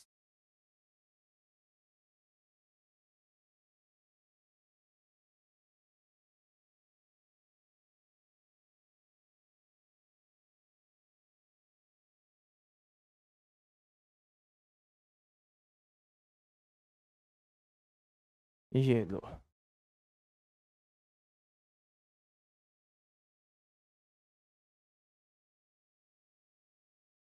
ओके, नाउ जरा ध्यान से देखिएगा। सबसे पहले जो इलेक्ट्रॉन आपको जाता हुआ दिखाई देगा वो किस में जाता हुआ दिखाई देगा? 1s में। देन उसके बाद 2s, then 2p, 3s, 3p। अब आज के बाद कोई भी एलिमेंट का इलेक्ट्रॉनिक कॉन्फ़िगरेशन आपको देखना हो तो मुझे पूरी उम्मीद है कि आपको कोई समस्या नहीं आएगी। ये लीजिए, क्लियर है भाई? ओके, तो जरा ध्यान से देखिए, एस से शुरू होता है, ठीक है, एस से शुरू होता है, पी पे खत्म होता है। पीरियोडिक टेबल भी यही है, एस से शुरू होती है, पी पे खत्म होती है। फिर एस से शुरू होता है, पी पे खत्म होता है, बीच में डी आता है, ये देखो। एक समय के बाद एस से शुरू होता है, पी पे खत्म होता है, बीच में डी भी आता है, और डी और एस के बीच में एफ आता है, ये देखो। उसी सीक्वेंस में आपको इलेक्ट्रॉनिक कॉन्फ़िगरेशन भी फिल करना होता है। ये ऑटोमेटिकली n प्लस एल का जो अपन रूल पढ़ते हैं कि n प्लस एल का रूल देख लेना भाई, एनर्जी लेवल जिसका ज्यादा वहां इलेक्ट्रॉन बाद में आएगा, जिसका कम वहां पहले आएगा। जिसका n प्लस एल सेम होगा उसमें लो n की वैल्यू होगी तो उसमें इलेक्ट्रॉन पहले जाएगा। वो सारी चीजों को ये ऑटोमेटिकली खुद ही कवर कर लेता है। प्लस ये भी बता देता है किस ऑर्बिटल, किस क्या कहते हैं, आपके किस पीरियड में कितने एलिमेंट्स होंगे। फॉर एग्जाम्पल, जैसे फर्स्ट पीरियड में 2 एलिमेंट होते हैं तो याद करो भाई 1s में केवल 2 ही तो इलेक्ट्रॉन आएंगे। अच्छा, 2s में 2 इलेक्ट्रॉन होते हैं, 2p में 6 होते हैं, तो कितने हो गए टोटल? 2 और 6 8 हो गए। तो यानी कि 8 इलेक्ट्रॉन यानी कि 8 एलिमेंट। तो याद करो सेकंड पीरियड में 8 एलिमेंट होते हैं। यही काम क्या कहते हैं आपके थर्ड पीरियड में होता है, यही काम आपके फोर्थ पीरियड में होता है। 2 10 6 18। तो भाई मेरे इस तरह से आप एलिमेंट्स भी पता कर सकते हो, सब कुछ पता कर सकते हो। ये बात समझ में आ गई अच्छे से? क्लियर है सभी बच्चों को? हाँ, तो इस तरह के क्वेश्चंस पूछ लिए जाते हैं, हाँ, कि भाई फला फला पीरियड में एलिमेंट्स कितने होते हैं, क्या होते हैं। हालांकि मैं उनकी आपको सिंपल सोबर टेक्निक भी बताऊंगा, आप उसकी चिंता ना करिए, उसकी सिंपल सोबर टेक्निक भी बताऊंगा, ठीक है ना। तो ये चीज आपको क्लियर हो गई होगी, और इनके बेसिस पे आप बड़े आराम से क्या कर सकते हैं, इलेक्ट्रॉनिक कॉन्फ़िगरेशन बना सकते हैं। अच्छा, जो इलेक्ट्रॉनिक कॉन्फ़िगरेशन के एक्सेप्शंस हैं भाई, उनको याद करके जाना पड़ेगा। पीरियड वाइज याद रखिए, जैसे सेकंड ट्रांजिशन में क्रोमियम और कॉपर, सॉरी फर्स्ट ट्रांजिशन में क्रोमियम और कॉपर एक्सेप्शन होता है। सेकंड ट्रांजिशन में क्या कहते हैं 41 से लेकर के और 47 तक एक्सेप्ट टेक्नीशियम क्या होता है, एक्सेप्शन होता है। इसी तरह से थर्ड ट्रांजिशन क्या होता है, इसी तरह से एफ ब्लॉक में कहां एक्सेप्शन होते हैं। ये एक्सेप्शन आपको याद रखने पड़ेंगे, उसमें कोई कुछ नहीं कर सकता भाई, वो एक्सेप्शंस आपको याद रख के जाना पड़ेगा कि फला फला एलिमेंट के इतने इतने एटॉमिक नंबर में एक्सेप्शंस होते हैं, ठीक है। चलिए, now just a second, okay. अब बात आती है एक्सचेंज एनर्जी की। कोई भी कॉन्फ़िगरेशन स्टेबल है, ठीक है ना, ज्यादा स्टेबल है, कम स्टेबल है, सही है, गलत है, क्या है, कहीं ना कहीं इसको एक्सचेंज एनर्जी से भी देखा जाता है। क्वेश्चन पूछ लिया जाता है कि फला फला कॉन्फ़िगरेशन में एक्सचेंज एनर्जी बताइए कितनी होती हैं, क्या होती हैं। जरा ध्यान से सुनिएगा। मान लीजिए कि हमारे पास ये एक डी ऑर्बिटल है, ठीक है ना। डी के ऑर्बिटल्स हैं, कितने ऑर्बिटल्स हैं? 5, ओके। और बोला गया कि भाई इसमें 5 अनपेयर्ड इलेक्ट्रॉन हैं। कितने अनपेयर्ड इलेक्ट्रॉन हैं? 5। एक्सचेंज एनर्जी बताइए इसकी कितनी होगी। तो एक्सचेंज एनर्जी क्या होती है, सेम सेम जो क्या कहते हैं इलेक्ट्रॉन्स जो सेम स्पिन वाले होते हैं वो अपनी पोजीशन को एक दूसरे के साथ बदलते रहते हैं, ओके। तो जैसे ये इलेक्ट्रॉन है, ये इसके साथ, ये इसके साथ, ये इसके साथ, ये इसके साथ अपनी पोजीशन बदलेगा। तो ये इलेक्ट्रॉन कितनी बार अपनी पोजीशन बदल सकता है? इन 4 के साथ बदल सकता है। तो फिर ये भी तो बदल सकता है, हाँ बदल सकता है, इसके साथ, इसके साथ और इसके साथ। अब आप बोलोगे सर इसके साथ क्यों नहीं? अरे भाई ये तो मतलब सेम बात हो गई ना, जब ये इसके साथ बदल चुका है, अब आप बोलो ये इसके साथ, तो ये अलग थोड़ी ना काउंट होगा। इसी तरह से जस्ट ए सेकेंड, ये भी अपनी पोजीशन बदल सकता है इसके साथ और इसके साथ। कितने हो गए भैया? 2, करेक्ट। इसी तरह से ये भी अपनी पोजीशन बदल सकता है, किसके साथ, इसके साथ। ओके, तो ये कितना हो गया, 1। ओके, टोटल कितने हो गए भाई, 4 3 7 2 10, सॉरी 4 3 7 2 9 और 1 10। टोटल 10 बार इन्होंने अपनी पोजीशन चेंज की। तो जितनी ज्यादा नंबर ऑफ एक्सचेंज एनर्जी होंगी, सिस्टम उतना ज्यादा एनर्जी रिलीज करेगा, उतना ज्यादा स्टेबल होगा, ऐसा कॉन्फ़िगरेशन में पढ़ाया जाता है। तो यहां पे ये एक्सचेंज एनर्जी बीच में लाने का मेरा रीजन यही था। पूछ लिया जाता है, कोई भी कॉन्फ़िगरेशन देख करके पूछ लिया जाता है कि भाई इसकी एक्सचेंज एनर्जी बताइए, तो वो आपको पता होनी चाहिए। जैसे मैं आपको एक और एग्जांपल देता हूं, ठीक है ना, एक और एग्जांपल देता हूं। मान लो ये डी ऑर्बिटल है, ठीक है। अब इसमें 5 तो हैं ही, 2 और भरे हुए हैं। तो जो 2 और भरे हुए हैं वो ऑब्वियसली बाकी 5 से अपोजिट स्पिन के होंगे, अंडरस्टूड है। तो जो 5 सेम स्पिन के हैं उनका एक्सचेंज तो कितना आ गया, 10। और ये जो 2 अलग से भरे हुए हैं ये ऑब्वियसली अपोजिट स्पिन के होंगे, तो इनका कितना एक्सचेंज आ गया, 1। यानी कि टोटल कितने हो गए, 11 एक्सचेंज हो गए। कितने हो गए, 11। अब किसी बच्चे के मन में एक डाउट आ सकता है, सर मान लो कि ये कंडीशन हो तो क्या होगा।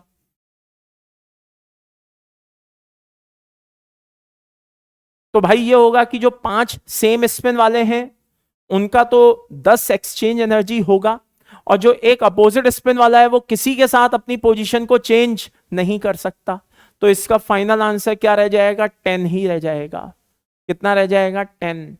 तो यानी कि सेम स्पिन वाले ही अपनी पोजीशन को एक दूसरे के साथ एक्सचेंज कर सकते हैं, अपोजिट स्पिन वाले अपनी पोजीशंस को एक दूसरे के साथ एक्सचेंज नहीं करते।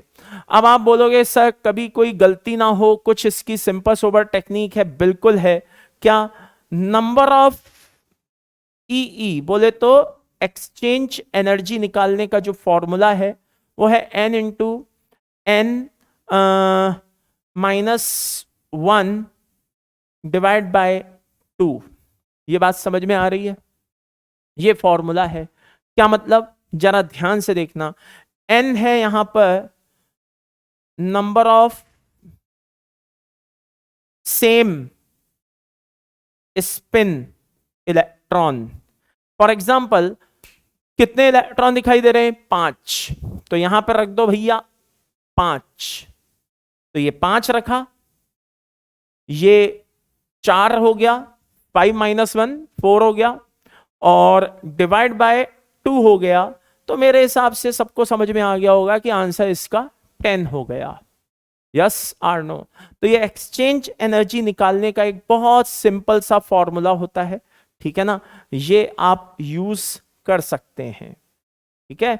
ये आपका टाइम ही बचाएगा, इसलिए मैंने ये फॉर्मूला बता दिया, तरीका भी बता दिया कि भाई एक्सचेंज एनर्जी कैसे देखी जाती है, और फिर एंड में फॉर्मूला भी बता दिया ताकि आपको किसी भी तरह की कोई समस्या ना आए। ओके, तो by the end summary is this, ये भी आपको अच्छे से क्लियर हो गया होगा होपफुली। तो एक्सचेंज एनर्जी भी पूछ ली जाती है, आई थिंक कर ही लोगे।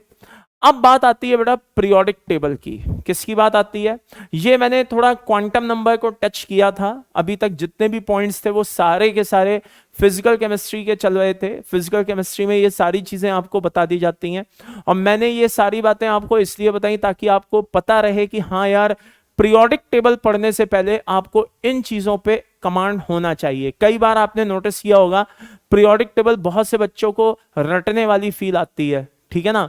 एक्चुअल में होता क्या है, इनऑर्गेनिक केमिस्ट्री ले लो या ऑर्गेनिक केमिस्ट्री ले लो या फिजिकल केमिस्ट्री ले लो या फिजिक्स ले लो, ठीक है ना। मैथ्स थोड़ा मैथमेटिकल पार्ट है, इसलिए मैं उसको इंक्लूड नहीं कर रहा हूं।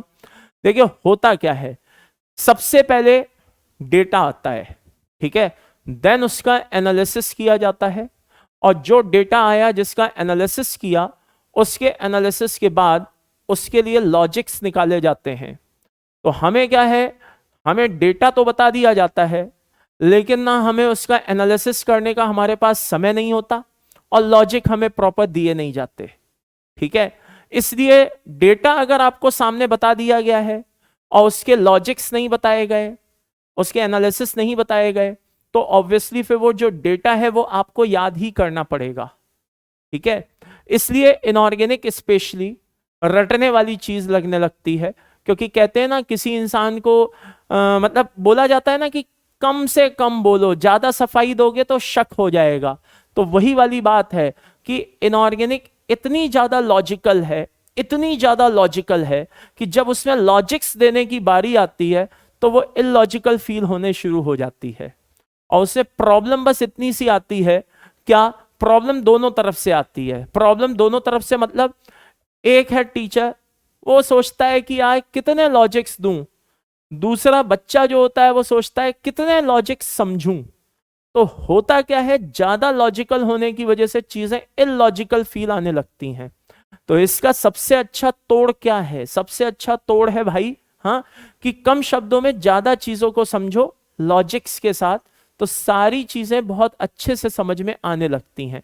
और उसमें होना चाहिए प्रॉपर सीक्वेंस।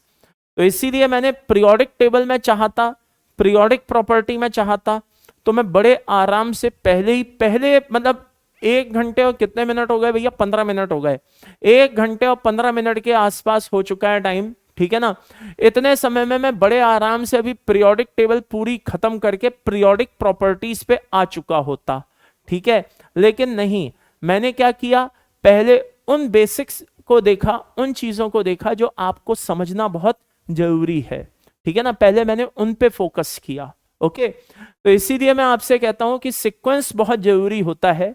और कभी कभी मेरी इस बात को सीरियसली नहीं लिया जाता है कि अरे नहीं सर अपने इनऑर्गेनिक सब्जेक्ट को डिफेंड करने में लगे। ऐसा कुछ नहीं है भाई, इनऑर्गेनिक कोई मेरी पर्सनल प्रॉपर्टी नहीं है। इनऑर्गेनिक तब भी थी जब मैं नहीं था, और इनऑर्गेनिक तब भी होगी जब मैं नहीं होऊंगा, ओके। तो ऐसा कुछ नहीं है, इनऑर्गेनिक हाँ पहले भी थी, बाद में भी रहेगी। किसी की पर्सनल प्रॉपर्टी नहीं होती है बेटा इनऑर्गेनिक, या कोई भी सब्जेक्ट वॉटएवर।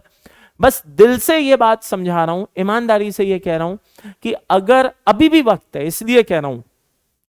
अभी आपने देखा होगा, मैंने बहुत से बच्चों ने मुझे टेलीग्राम ग्रुप पे पर्सनली मुझे मैसेज किए कि मतलब मान के चलो सर कि इनऑर्गेनिक के क्वेश्चंस की वजह से परसेंटाइल में रॉकेट लगा है। और सही भी बात है बेटा, चाहे वो इनऑर्गेनिक हो चाहे वो ऑर्गेनिक हो, आपको मैथ्स, फिजिक्स और फिजिकल केमिस्ट्री के क्वेश्चन करने में कम से कम 3-3 मिनट का समय, 4-4 मिनट का समय, कभी कभी 5-5 मिनट का भी समय लग सकता है। लेकिन आपको मैं बता दूं, इनऑर्गेनिक या ऑर्गेनिक के क्वेश्चन सॉल्व करने में 15 सेकंड से लेकर के 1 मिनट का समय लगता है बस। Inorganic 15 second, 30 second, organic 1 minute, हद से हद 1.5 मिनट, ज्यादा से ज्यादा। क्यों ऐसा मैं क्यों कह रहा हूं, क्योंकि ये दोनों सब्जेक्ट ऐसे हैं कि अगर किसी ने कंसेप्ट्स को समझा हुआ है प्रॉपर, तो वो इससे ज्यादा उसको टाइम ही नहीं लगेगा, वो ऑप्शन देखते ही आंसर टिक करके चला आएगा, ठीक है। तो इसलिए मैं कह रहा हूं बेटा कि चीजों को बहुत ध्यान से अच्छे से समझने की कोशिश करिए। कई बार हम क्या करते हैं ना, चीजों को सिर्फ रटते हैं और रट करके कोने में फेंक देते हैं, और फिर वो बाद में एक दिमाग में वहां जाकर के क्लिक नहीं करती है। मैं इस चीज के सख्त खिलाफ हूं। कई बार मैंने देखा है बहुत से टीचर्स होते हैं, रिएक्शन को भी टेक्निक बना करके बच्चे के दिमाग में घुसाने की कोशिश करते हैं। टीचर को बेटा वाहवाही मिल जाती है कि वाह क्या बात है, रिएक्शन याद करा दी। बहुत गलत है, मतलब मैं मानता हूं फिर वो टीचर नहीं आपका सबसे बड़ा दुश्मन है। रिएक्शंस को कभी भी रटने की कोशिश ना करिए, मैकेनिज्म होती हैं बाकायदा, उनको समझने की कोशिश करिए। मैं आपको ईमानदारी से कह रहा हूं, कई बार मैंने अब बच्चों ने खुद मेरे को इस बात को बोला है कि वहां जाके सब प्रोडक्ट याद नहीं आ रहा था कि प्रोडक्ट क्या होगा, बैलेंस करना शुरू किया, रिएक्शंस को बनाना शुरू किया, मैकेनिज्म को फॉलो किया, प्रोडक्ट अपने आप बनते हुए दिखाई दिए। और ये मैकेनिज्म आपको जब मोल्स के क्वेश्चन आते हैं कि फला फला 2 कंपाउंड ने रिएक्शन करके ये बनाया, बताइए इसमें ऑक्सीडाइज या रिड्यूस करने में बताइए फला कंपाउंड के कितने मोल यूज हुए, कितने मोल मॉलिक्यूल ऑक्सीडाइज हुए, रिड्यूस हुए, ये वो फलाना ढिमाका। तो वैसे इस प्रोसेस को सॉल्व करना, इस इक्वेशन को सॉल्व करने का तरीका फिजिकल केमिस्ट्री में भी बताया जाता है, मैं मना नहीं करूंगा, ये बात सही है। लेकिन उससे भी कई गुना आसान तरीका, बहुत ही आसान तरीका आपके इनऑर्गेनिक में भी होता है। तो इसलिए बार बार यही बात मैं बोलता हूं कि चीजों को समझ करके आगे बढ़िए। शॉर्ट ट्रिक बड़ी सफलता कभी नहीं दिखाती, कभी नहीं मिलती बेटा। शॉर्ट ट्रिक से बड़ी सक्सेस कभी नहीं मिलती, ये बात ध्यान रखिएगा। हमेशा लाइफ रिस्क पे होती है, इस बात को ध्यान रखिएगा। तो अगर सक्सेस चाहते हैं, सॉलिड सक्सेस चाहते हैं, ऐसी सक्सेस जो लंबे समय तक आपके साथ बनी रहे, जो लंबे समय तक आपको top of the world feel कराए, तो आपको जरूरी है कि चीजों को समझ करके आगे बढ़े, ना कि उनको हल्के में लेकर के रट करके आगे बढ़े। ये बात ध्यान रखिए। चलिए अब बात आती है बेटा पीरियोडिक टेबल की। पीरियोडिक टेबल बहुत सारे अटेम्प्ट हुए, ठीक है ना। प्राउट आए, उसके बाद क्या कहते हैं बहुत से आए, डोबरिनियर आए, न्यूलैंड आए, लोदरमेयर आए, मेंडलीफ आए, फिर मॉडर्न पीरियोडिक टेबल भी लाए, सब आए, ठीक है ना। हमें मेन जो पीरियोडिक टेबल है, मेन जो हमारे कॉन्सेप्ट्स हैं, जहां से क्वेश्चन आने के सबसे ज्यादा चांसेस रहते हैं, उनके ऊपर फोकस करना है। जैसे यहां पे डोबेनियर ट्रेड मैंने लिया है, और इस तरह का पूछ लिया जाता है कि बताओ इनमें से वो कौन कौन से एलिमेंट्स का ग्रुप है जो क्या कहते हैं डोबेनियर ट्रेड को फॉलो करता है। तो पहले तो बात को समझिए, डोबेनियर ट्रेड था क्या। मान लीजिए 3 एलिमेंट है, ए, बी और सी। तो बी का जो एटॉमिक वेट होगा वो ए और सी का अर्थमेटिक मीन होगा। ये बात पहले तो दिमाग में बैठा लीजिए। क्लियर है भाई? हाँ। अब इनमें से वो ग्रुप कौन से हैं, तो देखिए आज की मॉडर्न पीरियोडिक टेबल को अगर ध्यान में रखें तो 3-3 एलिमेंट के ग्रुप्स, जो अपन पीरियड और ग्रुप की बात करते हैं उसमें ग्रुप की बात करें, सिर्फ किसकी बात करें, ग्रुप, पीरियड की बात ना करें। तो ग्रुप में 3-3 एलिमेंट्स को हमने ले लिया, और उन 3-3 एलिमेंट्स को लिया जिनका Z का डिफरेंस ऑफ Z कैसा हो, सेम हो। मान लीजिए कि ए से बी पे चला और बी से सी पे चला, कंडीशन अप्लाई है, पीरियड के नहीं होने चाहिए। कहां के होने चाहिए बेटा, ग्रुप के होने चाहिए। कहां के होने चाहिए, ग्रुप के, पीरियड के नहीं है। ऐसे तो पीरियड में तो फिर सभी का क्या कहते हैं जेड सेम ही आना है फिर तो, ठीक है ना। हाँ, तो भाई हमने 3 पास पास के एलिमेंट लिए ग्रुप के लिए, और ग्रुप में हमने देखा कि उनका जेड का जो डिफरेंस है वो सेम होना चाहिए। यानी कि ए से बी पे आया तो मान लो 8 प्रोटॉन का डिफरेंस आया, बी से सी पे आया मान लो 8 प्रोटॉन का डिफरेंस आया। तो ए और बी और सी अगर 8-8 प्रोटॉन का डिफरेंस आ रहा है, या 18-18 का आ रहा है, 32-32 का आ रहा है, वॉटएवर, है ना, तो जेड का अगर डिफरेंस सेम आ रहा है तो वो 3 एलिमेंट का ग्रुप डोबेनियर ट्रेड को फॉलो करेगा। ये बात समझ में आ गई। तो अब आप यहां पे देखिए, जैसे मैं लिथियम से सोडियम पे जाऊं और सोडियम से मैं कहां पे जाऊं, पोटेशियम पे जाऊं। ये बात समझ में आ रही है? आई रिपीट, लिथियम से कहां जाऊं, सोडियम पे जाऊं, सोडियम से कहां जाऊं, पोटेशियम पे जाऊं। क्लियर है भाई? तो हो क्या रहा है, लिथियम से सोडियम जाने पे 8 का डिफरेंस आ रहा है। लिथियम कितना होता है 3, सोडियम कितना होता है 11। Yes or no? क्लियर है भाई? और पोटेशियम पे जा रहा हूं तो वो कितना होता है 19। यानी कि कहने का मतलब है 8-8 प्रोटॉन्स का डिफरेंस आ रहा है, या एटॉमिक नंबर का जो डिफरेंस है वो कितने का है, Z का जो डिफरेंस है वो कितने का है 8 का। यानी कि सेम डिफरेंस आ रहा है। तो ये डोबेनियर ट्रेड को फॉलो करेगा। क्लोरीन, ब्रोमीन, आयोडीन डोबेनियर ट्रेड को फॉलो करेंगे। सल्फर, सेलेनियम, टेलुरियम डोबेनियर ट्रेड को फॉलो करेंगे। लेकिन अगर मैं मैग्नीशियम, कैल्शियम और स्ट्रांशियम की बात करूं तो भाई यहां पे वैसा नहीं हो रहा है। मैग्नीशियम से कैल्शियम पे जा रहा हूं तो 8 का डिफरेंस, और कैल्शियम से स्ट्रांशियम पे जा रहा हूं तो 18 का डिफरेंस आ रहा है। तो यानी कि यहां पे Z का जो डिफरेंस है वो सेम नहीं है। तो ये पहचानने का एक बेस्ट तरीका है। अब बच्चे क्या करते हैं, जो ग्रुप लिखा दिए जाते हैं उनको रट्टा मार करके जाते हैं, उनको ट्रिक बना करके याद कराया जाता है, बच्चों को स्लो पॉइजन दिया जाता है, बच्चों तुम इसे याद कर लो, ये देखो इगड़म बिगड़म पिगड़म करके उनको याद कराया जाता है, उल्टा सीधी ट्रिक्स दे दे करके। मैं सीधी सी बात कह रहा हूं कि Z को क्या करो भाई, हाँ Z को देखो, डिफरेंस को देखो, आंसर आपको आता हुआ दिखाई देगा। ठीक है ना? तो इगड़म बिगड़म करके बिगड़म ना करें, काम को बिगाड़े नहीं। ठीक है ना?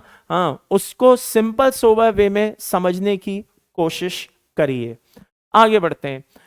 अगला आता है भाई, which of the following statement is oblique correct. ठीक है, जरा ध्यान से देखना, ये क्वेश्चन जो मैंने उठाया है ये मेंडलीव से उठाया है। कहां से उठाया है बेटा? मैंने मेंडलीव पीरियोडिक टेबल से इस क्वेश्चन को उठाया है। देखिए जरा ध्यान से समझिएगा कि मेंडलीव पीरियोडिक टेबल किस पर बेस्ड थी। ये आप ध्यान से देखिए, आपको क्वेश्चन लिखे हुए दिखाई दे रहे हैं। आप बोलेंगे यार इनकम्प्लीट है क्या? नहीं, इनकम्प्लीट नहीं है, एक्चुअल में हाँ इनकम्प्लीट ही है, लेकिन आपको इसको कंप्लीट करना है। देखिए मेंडलीव पीरियोडिक टेबल किस पर बेस्ड थी, सोचिए, ठीक है ना। उस समय कितने एलिमेंट डिस्कवर हो चुके थे, सोचिए। कौन से गैसेस उस समय डिस्कवर नहीं हुई थी, सोचिए। सब ग्रुप ए को किस नाम से जाना जाता है, सोचिए। सब ग्रुप बी को किस नाम से जाना जाता है, सोचिए। तो ये पहले इनके आंसर्स निकाल के रखिए। अब इसके आंसर वही निकाल सकता है जिसने मेंडलीव पीरियोडिक टेबल को बहुत अच्छे से समझा हो। देखिए मेंडलीव पीरियोडिक टेबल जो थी वो बेसिकली एटॉमिक वेट के बेसिस पे अरेंज हुई थी। किसके बेसिस पे? Atomic weight. कहा जाता है कि जो फिजिकल एंड केमिकल प्रॉपर्टीज होती हैं, they are the periodic function of the atomic weight. यानी कि अगर एलिमेंट्स को मैं एटॉमिक वेट के एक इंक्रीजिंग ऑर्डर में अरेंज करूं तो बाय द एंड पर्टिकुलर जगह पे एक जगह पे या एक ग्रुप में सेम प्रॉपर्टी रखने वाले एलिमेंट्स मुझे नजर आएंगे। ये इसकी एक बेसिक थीम थी। ओके अच्छा, अब इसमें ध्यान देने वाली बात क्या है, उस समय कितने एलिमेंट डिस्कवर हुए थे साहब? 63 एलिमेंट डिस्कवर हुए थे, ठीक है ना। कौन सी गैसेस उस समय डिस्कवर नहीं हुई थी? नोबल गैसेस उस समय डिस्कवर नहीं हुई थी, ठीक है ना। अब आखिरी के 4 और 5 वही बता सकता है जिसने मेंडलीव पीरियोडिक टेबल को अच्छे से पढ़ा हो। देखिए जो ग्रुप थे वो दो सब ग्रुप में बटे हुए थे, ए बी, ठीक है ना। और कहां से बटे हुए थे? 1 से लेकर के 7 तक। 8th ग्रुप जो था वो किसी सब ग्रुप में बटा हुआ नहीं था। तो 1 से 7 तक जो भी थे वो ए बी करके 2 सब ग्रुप में बटे हुए थे। अच्छा, ए में जो रखे जाते थे बेटा वो नॉर्मल एलिमेंट्स रखे जाते थे। क्या रखे जाते थे बेटा? नॉर्मल एलिमेंट्स को रखा जाता था। यह बात समझ में आ गई। और यहां पे डी ब्लॉक, यहां पर डी ब्लॉक एलिमेंट्स को रखा जाता था। किसको रखा जाता था? डी ब्लॉक एलिमेंट, यानी कि ट्रांजिशन एलिमेंट्स को रखा जाता था। तो ये आखिरी के 2 पॉइंट वही बच्चा बता सकता है जिसने मेंडलीव पीरियोडिक टेबल को अच्छे से पढ़ा हो। तो ये मेन जो इंपॉर्टेंट पॉइंट्स थे पीरियोडिक टेबल को लेकर के वो हैं। इसके बाद अगला पॉइंट क्या आता है? देखिए जब भी कोई काम होता है तो उसमें या तो कुछ अच्छा भी होता है या फिर कुछ बुरा भी होता है। तो भाई अच्छा क्या था, तो उसके बेसिस पे कुछ क्वेश्चन पूछ लिए जाते हैं। फॉर एग्जाम्पल, न्यू एलिमेंट्स की पोजीशन पहले से ही प्रेडिक्ट कर ली गई थी। अब ये लाइन तो सबको पता होती है कि नए एलिमेंट्स की पोजीशन जो थी वो पहले से ही पता कर ली गई थी, लेकिन वो कौन से एलिमेंट थे? तो भाई वो थे गंगा से जमुना तक, जिनकी ये वो एलिमेंट्स थे जो उस समय डिस्कवर नहीं हुए थे, लेकिन बोल दिया गया था कि अगर कोई एलिमेंट ऐसे ऐसे क्रम शो करे, हाँ, तो उसको इस ग्रुप में डाल देना, ठीक है ना। होता है ना स्कूल्स में भी, कोचिंग्स में भी बैचेस जब बनते हैं तो वो कर्मों के बेसिस पे बनते हैं कई बार, कि हाँ भैया अगर ये बच्चा इतनी परसेंटेज ला रहा है, पढ़ने वाला है, अच्छा स्टूडियस है, इसको इस बैच में डाल दो, इस ग्रुप में डाल दो, ठीक है ना। और ये सज्जन तो अफलातून है, इनको क्या कहते हैं, इस बैच में रहने दो, लाइक दैट। ऐसा अक्सर देखने को मिलता है, बी प्रैक्टिकल, बहुत ईमानदारी से बोलूं तो, ठीक है ना, ऐसा यूजली अक्सर देखने को मिलता है, ठीक है। तो होता क्या है भाई कि इनका भी वही काम था। जैसे गैलियम की बात बताऊं तो एल्यूमिनियम से इनके कैरेक्टर्स को कंपेयर किया गया। बोले जैसे एल्यूमिनियम एम्फोटेरिक होता है, ट्राई हैलाइड बनाता है, सेस्क्यू ऑक्साइड बनाता है।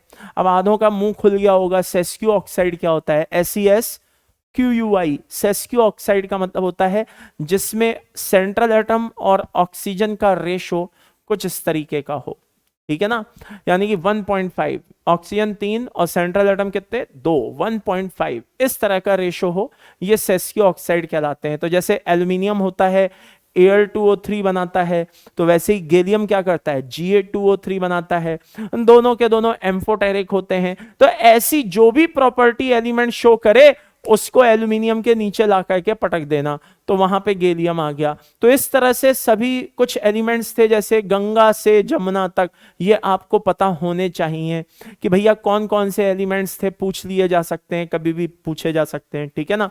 अच्छा, कुछ के एटॉमिक वेट जो थे वो डाउटफुल थे, ठीक है ना, उनको करेक्ट करने में हेल्प मिली, तो आपको पता होना चाहिए वो कौन से एलिमेंट हैं। यू बेईमान इंसान आलतू फालतू। अब ये मत कहना सर आपको कैसे पता, देखो मैंने तुम्हारे बारे में कुछ नहीं बोला है, मैं सिर्फ एक ट्रिक बता रहा हूं। यू बेईमान इंसान आलतू फालतू, ये क्या कहते हैं, एलिमेंट्स होते हैं जिनके बारे में हमें पता होना चाहिए कि हाँ भाई इनके कुछ मतलब इनके एटॉमिक वेट्स है ना, करेक्ट करने में क्या मिली, हेल्प मिली। अच्छा, कुछ मेरिट्स थे तो कुछ डीमेरिट्स भी थे। जैसे कुछ एलिमेंट्स, जैसे मेंडलीव का बेसिक प्रिंसिपल क्या था कि भाई एलिमेंट्स को हम उनके एटॉमिक मास के इंक्रीजिंग ऑर्डर में अरेंज करेंगे। कुछ अड़ियल थे, बोले नहीं हम जहां खड़े हो जाते हैं लाइन वहीं से चालू होती है, मतलब वो अमिताभ बच्चन से इंस्पायर्ड थे, है ना, बिग बी से इंस्पायर्ड थे, तो वो बोले कि नहीं जहां हम खड़े हो जाते हैं लाइन वहीं से शुरू होती है, यानी कि उन्होंने बेसिक प्रिंसिपल को फॉलो नहीं किया, ठीक है ना। अब वो आप बोलेंगे भाई वो कौन है, तो वो हो गए जैसे आरके कंपनी, टी आइसक्रीम, ठंडा पानी। ये दो दो एलिमेंट्स के 4 ग्रुप आपको याद रखने हैं। कितने ग्रुप, 4 ग्रुप्स आपको याद रखने हैं, ठीक है, जिन्होंने मेंडलीव के एटॉमिक वेट वाले प्रिंसिपल को कायदे से फॉलो नहीं किया और अपना चलाया। एक एग्जांपल ले रहा हूं, बाकी आप खुद देखेंगे, एक एग्जांपल ले रहा हूं। कोबाल्ट और निकिल में आपने नोटिस किया होगा निकिल बाद में आता है, कोबाल्ट पहले आता है, ओके। लेकिन मजे की बात, वेट कुछ इस तरह से हो जाता है, तो ये एक्चुअल में कोबाल्ट को बाद में आना चाहिए था, निकिल को पहले, लेकिन कोबाल्ट पहले आ रहा है, ओके। तो जिसका वेट ज्यादा है वो पहले आ रहा है, जिसका वेट कम है वो बेचारा बाद में जा रहा है। तो इस तरह से पूछ दिया जाता है। पोजीशन ऑफ आइसोटॉप्स, अब जैसे 1H अपना हाइड्रोजन ले लो, हाँ, तो ये एक नहीं, दो नहीं, 3 तरह के देखने को मिलते हैं, इनकी पोजीशन ही समझ में नहीं आ रही थी कि कहाँ रखा जाए, ठीक है। हाइड्रोजन बेचारा आज भी क्या कहते हैं, अपनी एक पर्टिकुलर जगह को लेकर के परेशान है कि मैं कहाँ पे रहूं। कभी उसको फर्स्ट, मतलब उसको बेचारे को फुटबॉल बना करके रख दिया है, कभी उसको फर्स्ट ए में रख दिया जाता है, कभी उसको क्या कहते हैं आपके 7th ए में रख दिया जाता है हेलोजेंस के साथ। अच्छा, वही वाली बात है इसमें, क्या कहते हैं, पीरियोडिक टेबल की भी गलती नहीं है, क्रम ही ऐसे हैं। ये दोनों तरह की प्रॉपर्टी शो करता है, फर्स्ट ए से भी सिमिलरिटी शो करता है और 7th ए से भी सिमिलरिटी शो करता है, दोनों तरह की प्रॉपर्टी शो करता है, तो इसकी भी पोजीशन फिक्स नहीं है। तो ऐसी कुछ पॉइंट्स हैं बेटा जो आपको पता होने चाहिए। अब बात आती है बेटा मॉडर्न पीरियोडिक टेबल की। देखिए मॉडर्न पीरियोडिक टेबल जो है वो एटॉमिक नंबर पर बेस्ड है। किस पर बेस्ड है? एटॉमिक नंबर पर। और जब मेंडलीव पीरियोडिक टेबल से ज्यादा सेटिस्फैक्शन नहीं मिला, वैसे तो उस समय की वो बेस्ट पीरियोडिक टेबल थी, लेकिन जब उससे सेटिस्फैक्शन नहीं मिला तो मोजले ने एक बात बोली कि भाई तू मेंडलीव से कि तू सोच ले। क्या सोच ले? बोले देख भाई एटॉमिक मास से तो काम नहीं चलेगा, एटॉमिक नंबर को हमें फॉलो करना पड़ेगा। एटॉमिक नंबर को जब उन्होंने फॉलो किया तो एक प्रिंसिपल ही चेंज हो गया कि फिजिकल एंड केमिकल प्रॉपर्टीज जो होती हैं are periodic function of the atomic number in place of atomic mass. यानी कि एलिमेंट को अगर हम एटॉमिक नंबर के एलिमेंट्स को अगर हम एटॉमिक नंबर के इंक्रीजिंग ऑर्डर में अरेंज करेंगे तो सेम ग्रुप में आने वाले, पर्टिकुलर स्पेस में आने वाले एलिमेंट सेम पोजिशन को ऑक्यूपाई, सेम प्रॉपर्टी वाले जो एलिमेंट्स हैं वो सेम पोजीशन को ऑक्यूपाई करेंगे। ओके, तो दोबारा से बोले देता हूं, इसका सिंपल सा था कि एटॉमिक नंबर के इंक्रीजिंग ऑर्डर में अगर हम एलिमेंट्स को अरेंज करेंगे तो सेम प्रॉपर्टीज रखने वाले element same position, same space occupy करेंगे। तो ये इसका एक बेसिक प्रिंसिपल था। अब इसके बारे में कुछ जो चीजें हैं वो हमें पता होनी चाहिए। देखिए जो पीरियोडिक टेबल होती है ना, आई रिपीट, जो क्या होती है बेटा, पीरियोडिक टेबल होती है, ठीक है, उसमें आपने नोटिस तो किया ही होगा, अभी भी मैंने बताया था क्या होते हैं, ब्लॉक्स होते हैं। क्या होते हैं? ब्लॉक्स होते हैं। ओके, लाइक दिस, है ना। ये एस ब्लॉक होता है, ये पी ब्लॉक होता है, ये डी ब्लॉक होता है और ये एफ ब्लॉक होता है। इस तरह की एक अपनी पीरियोडिक टेबल पूरी होती है। अब इसको लेकर के कई तरह के क्वेश्चन आते हैं कि इसमें ग्रुप कितने होते हैं, पीरियड कितने होते हैं, ये वो फलाना ढिमाका, इस तरह के देखो यार क्वेश्चंस मन में आते हैं। ओके, तो देखो जितने सबशेल आज तक ऑक्यूपाई हुए उतने तो ब्लॉक होते हैं। नंबर वन, जितने सबशेल आज तक इलेक्ट्रॉनिक कॉन्फ़िगरेशन बनाते समय यूज हुए उतने ब्लॉक होते हैं। एसपीडीएफ 4 सबशेल यूज होते हैं, 4 ब्लॉक होते हैं। कल को कोई एलिमेंट और डिस्कवर हो गए, वो एफ जी एच आई जे के कहीं पे आने लगे तो वो फिर नई एक पीरियोडिक टेबल बनानी पड़ जाएगी। ओके, तो जितने सबशेल यूज होते हैं उतने ब्लॉक होते हैं। 4 सबशेल यूज होते हैं, 4 ब्लॉक होते हैं। अच्छा, जितने सबशेल में जितने इलेक्ट्रॉन होते हैं उसमें उतने ग्रुप होते हैं। फॉर एग्जाम्पल एस जो सबशेल होता है उसमें मैक्सिमम 2 इलेक्ट्रॉन होते हैं, 2 ग्रुप होते हैं। पी में 6 होते हैं तो 6 ग्रुप होते हैं, डी में 10 होते हैं तो 10 ग्रुप होते हैं, एफ में 14 इलेक्ट्रॉन्स आ सकते हैं, 14 हो जाते हैं। तो इस तरह से ये भी समझने की कोशिश करिए। मतलब मैं आपको लॉजिक्स देने की कोशिश कर रहा हूं, अगर आपने नोटिस किया हो तो। हम क्या करते हैं, हाँ भाई हो जाओ शुरू, स्लो पॉइजन, क्या रटो बेटा, कितने ब्लॉक होते हैं, 4 ब्लॉक, क्यों, अरे बस रट लो यार, क्यों का क्या रखा है। तो ये ना करें, इसलिए कह रहा हूं। तो जितने सबशेल यूज होते हैं उतने ब्लॉक हो गए, सबशेल में जितने इलेक्ट्रॉन होते हैं उसके उतने ग्रुप हो गए। अब आप बोलेंगे कि सर क्या कहते हैं इलेक्ट्रॉन्स, मतलब जैसे एस सबशेल में 2 इलेक्ट्रॉन मैक्सिमम आते हैं, आते नहीं आते हैं, हाँ, तो क्या कहते हैं देखो उसके उतने ग्रुप हो गए, ये सब लाइक दैट। अच्छा, अब बात आती है इलेक्ट्रॉन्स की, किसकी, सॉरी एलिमेंट्स की, कि भाई एलिमेंट्स कितने कितने होते हैं। तो ये भी रटे जाते हैं, लेकिन मैं कह रहा हूं क्यों रटे जाते हैं, मुझे समझ में नहीं आ रहा कि वाई आखिरकार रटा क्यों जाता है, मुझे ये नहीं समझ में आ रहा। जरा ध्यान से देखिएगा, जस्ट ए सेकेंड। हाँ जी अभी थोड़ी देर पहले हमने ये पढ़ा था, मैंने क्या कहा था कि मैंने डायरेक्ट पीरियोडिक टेबल चालू नहीं की। मैंने क्या किया, पहले जिस चीज को पीरियोडिक टेबल से को समझने के लिए जो चीज जरूरी है पहले मैं उस पे आया, तब मैं पीरियोडिक टेबल पे आया हूं। तो जरा देखिए अपन इसको कनेक्ट करते हैं, ठीक है। यहां पे आपको क्या दिखाई दे रहा है, 1s 2s 3s 4s 5s 6s 7s दिखाई दे रहा है। हाँ सर दिखाई दे रहा है, ठीक है, थोड़ा सा टाइम लगेगा, कोई बात नहीं। कौन से नंबर की स्लाइड है, 15 नंबर की स्लाइड है। ओ जस्ट सेकेंड 15 नंबर की स्लाइड है और हम किस पे हैं, 23 पे। चलिए, हाँ जी, तो बात आती है 1s से लेकर के कहां तक, 7s तक, करेक्ट, यस आर नो। हाँ सर, 1s से लेकर के 7s तक टोटल कितने सबशेल यूज हो रहे हैं सर, 7 सबशेल यूज हो रहे हैं। एक सबशेल में कितने इलेक्ट्रॉन्स होते हैं, एक एस सबशेल में मैक्सिमम कितने इलेक्ट्रॉन्स होते हैं सर, 2 होते हैं। तो भैया 7 इंटू 2, 7 इंटू 2 कितने हुए, 14 हुए। ये लो भाई 14 एलिमेंट्स होते हैं, बात खत्म।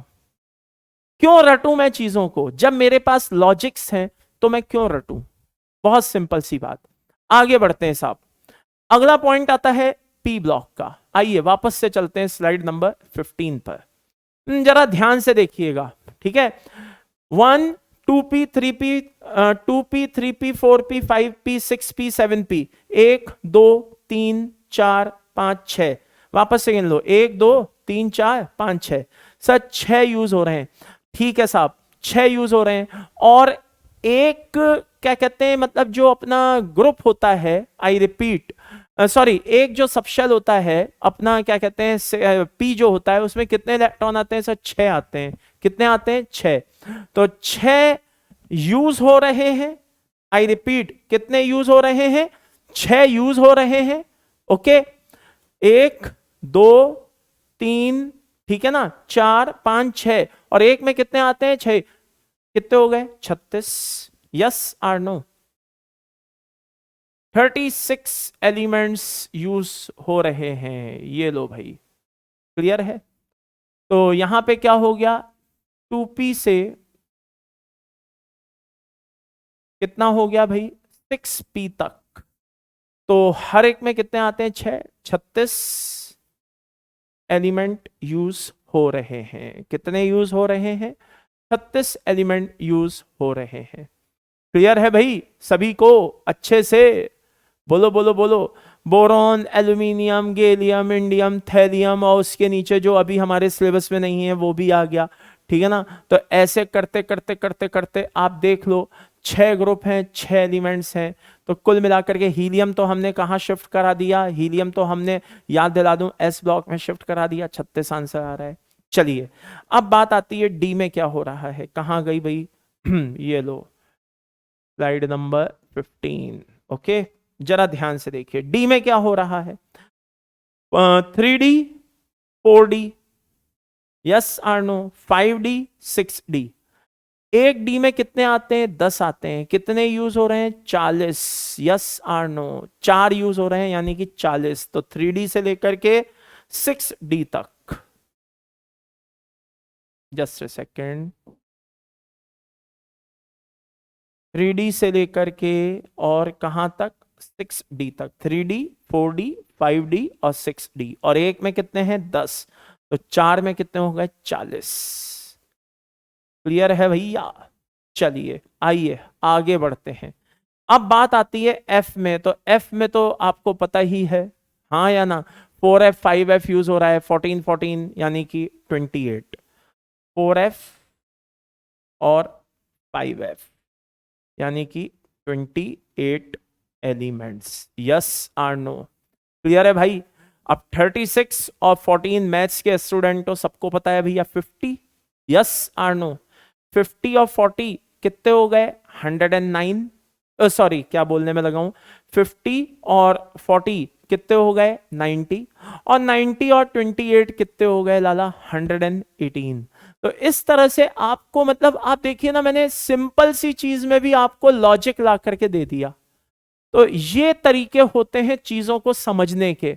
अब अगर आप इस तरह से चीजों को आगे बढ़ेंगे, ईमानदारी से बताइएगा, दिल पे हाथ रख के कहिएगा, झूठ मत बोलिएगा, क्या हम चीजों को इस तरह से रटते नहीं थे आप आज तक, कि हाँ यार ये 14 है, वो 36 याद रखने हैं, वो 40 याद रख, क्यों, वाई, अरे भाई क्यों, हमारे पास जब लॉजिक्स हैं तो हम उन चीजों को क्यों रटे। ये चीजें सीधे सीधे रटने वाली बोल दी जाती हैं। अगर कल को क्वेश्चन भी आएगा ना तो बोलेंगे बड़ा मेमोरी बेस है, याद रखना 40 होते हैं। अरे क्यों होते हैं यार, रीजन है बाकायदा, ऐसे कैसे मेमोरी बेस है भैया, है? तो इसलिए कह रहा हूं मैं आपको। खैर, तो ये हो गया। नेक्स्ट जरा पॉइंट देखे लेते हैं क्या है। ये कुछ ब्लॉक केमिस्ट्री के बेसिस पे कुछ क्वेश्चंस पूछ लिए जाते हैं, ठीक है ना। हालांकि ये ब्लॉक केमिस्ट्री जब मैं पढ़ाऊंगा तो उसमें भी ये चीज आएगी, ठीक है ना। नहीं, ब्लॉक केमिस्ट्री मैं नहीं पढ़ाऊंगा, वो दूसरे सर पढ़ाएंगे। मैं, हाँ, ब्लॉक केमिस्ट्री का केवल पी ब्लॉक मैं पढ़ाऊंगा, बाकी एस ब्लॉक कोई और पढ़ाएंगे, है ना। जरा ध्यान से सुनिएगा, जरा ध्यान से देखिएगा। जैसे एस ब्लॉक है, ठीक है ना। अब इसमें ये चीजें पूछ ली जाती हैं, नंबर ऑफ ग्रुप्स बताइए। अब आपको रटने की जरूरत नहीं पड़ेगी, आपको पता है कि एस ऑर्बिटल या एस ब्लॉक में 2 एलिमेंट, वो सॉरी, एस जो सबशेल होता है उसमें 2 इलेक्ट्रॉन होते हैं, तो भैया 2 ग्रुप बोल देने हैं, यानी कि फर्स्ट ए और सेकंड ए, करेक्ट। ऐसे छोटे छोटे क्वेश्चंस पूछ लिए जाते हैं। कॉन्फ़िगरेशन हो जाता है NS1 और 2, इसीलिए तो कॉन्फ़िगरेशन हो जाता है, वैलेंस शेल, है ना, electronic configuration, common configuration. Gaseous element पूछ लिया जाता है साहब, हाइड्रोजन। अब बहुत से बोलेंगे सर हीलियम भी तो बोलो, नहीं बोलूंगा, हीलियम नहीं बोलूंगा। क्यों नहीं बोलूंगा, अरे भाई कॉन्फ़िगरेशन के बेसिस पे हीलियम एस ब्लॉक का एलिमेंट है, फिजिकल और केमिकल प्रॉपर्टी के बेसिस पे तो हीलियम पी ब्लॉक का एलिमेंट है।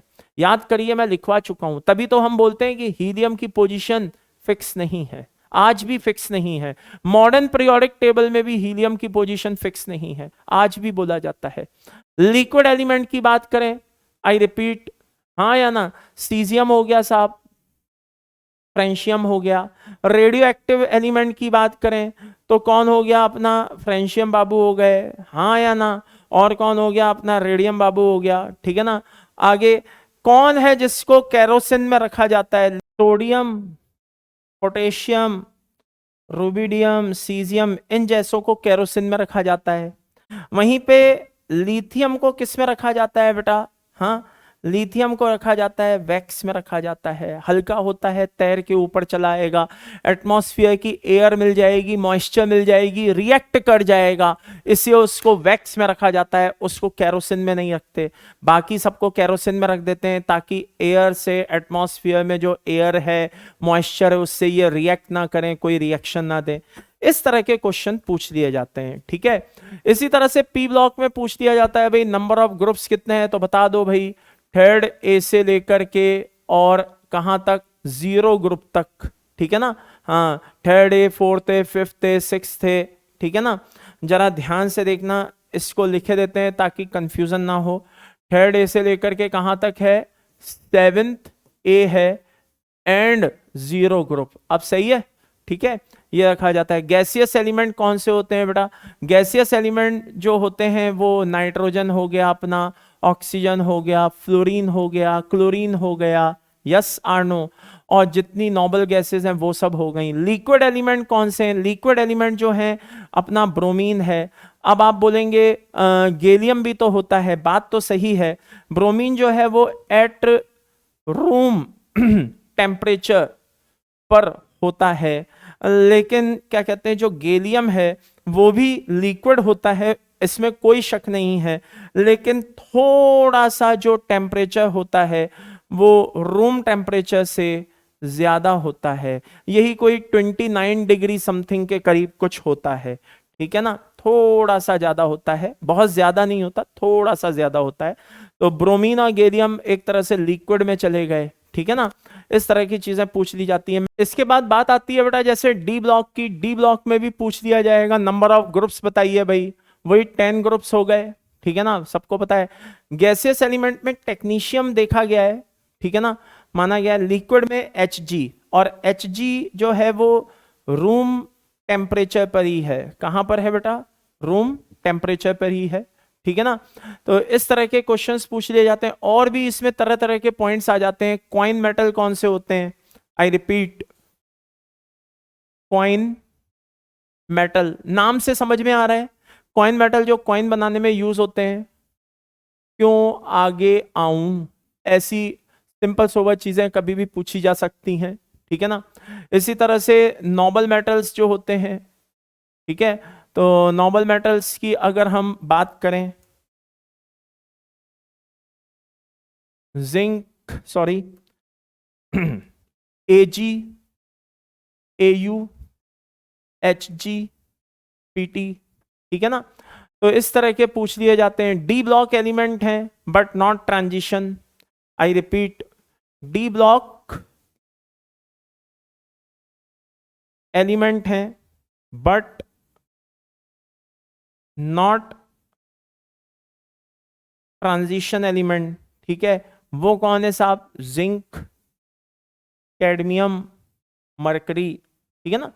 इन्हीं को वॉलेटाइल मेटल भी बोला जाता है। किस नाम से जाना जाता है बेटा? वॉलेटाइल मेटल के नाम से भी जाना जाता है। तो ये चीजें इस तरह की पूछ ली जाती हैं, ओके। अच्छा, एफ ब्लॉक में इनर ट्रांजिशन एलिमेंट्स हैं, ठीक है ना।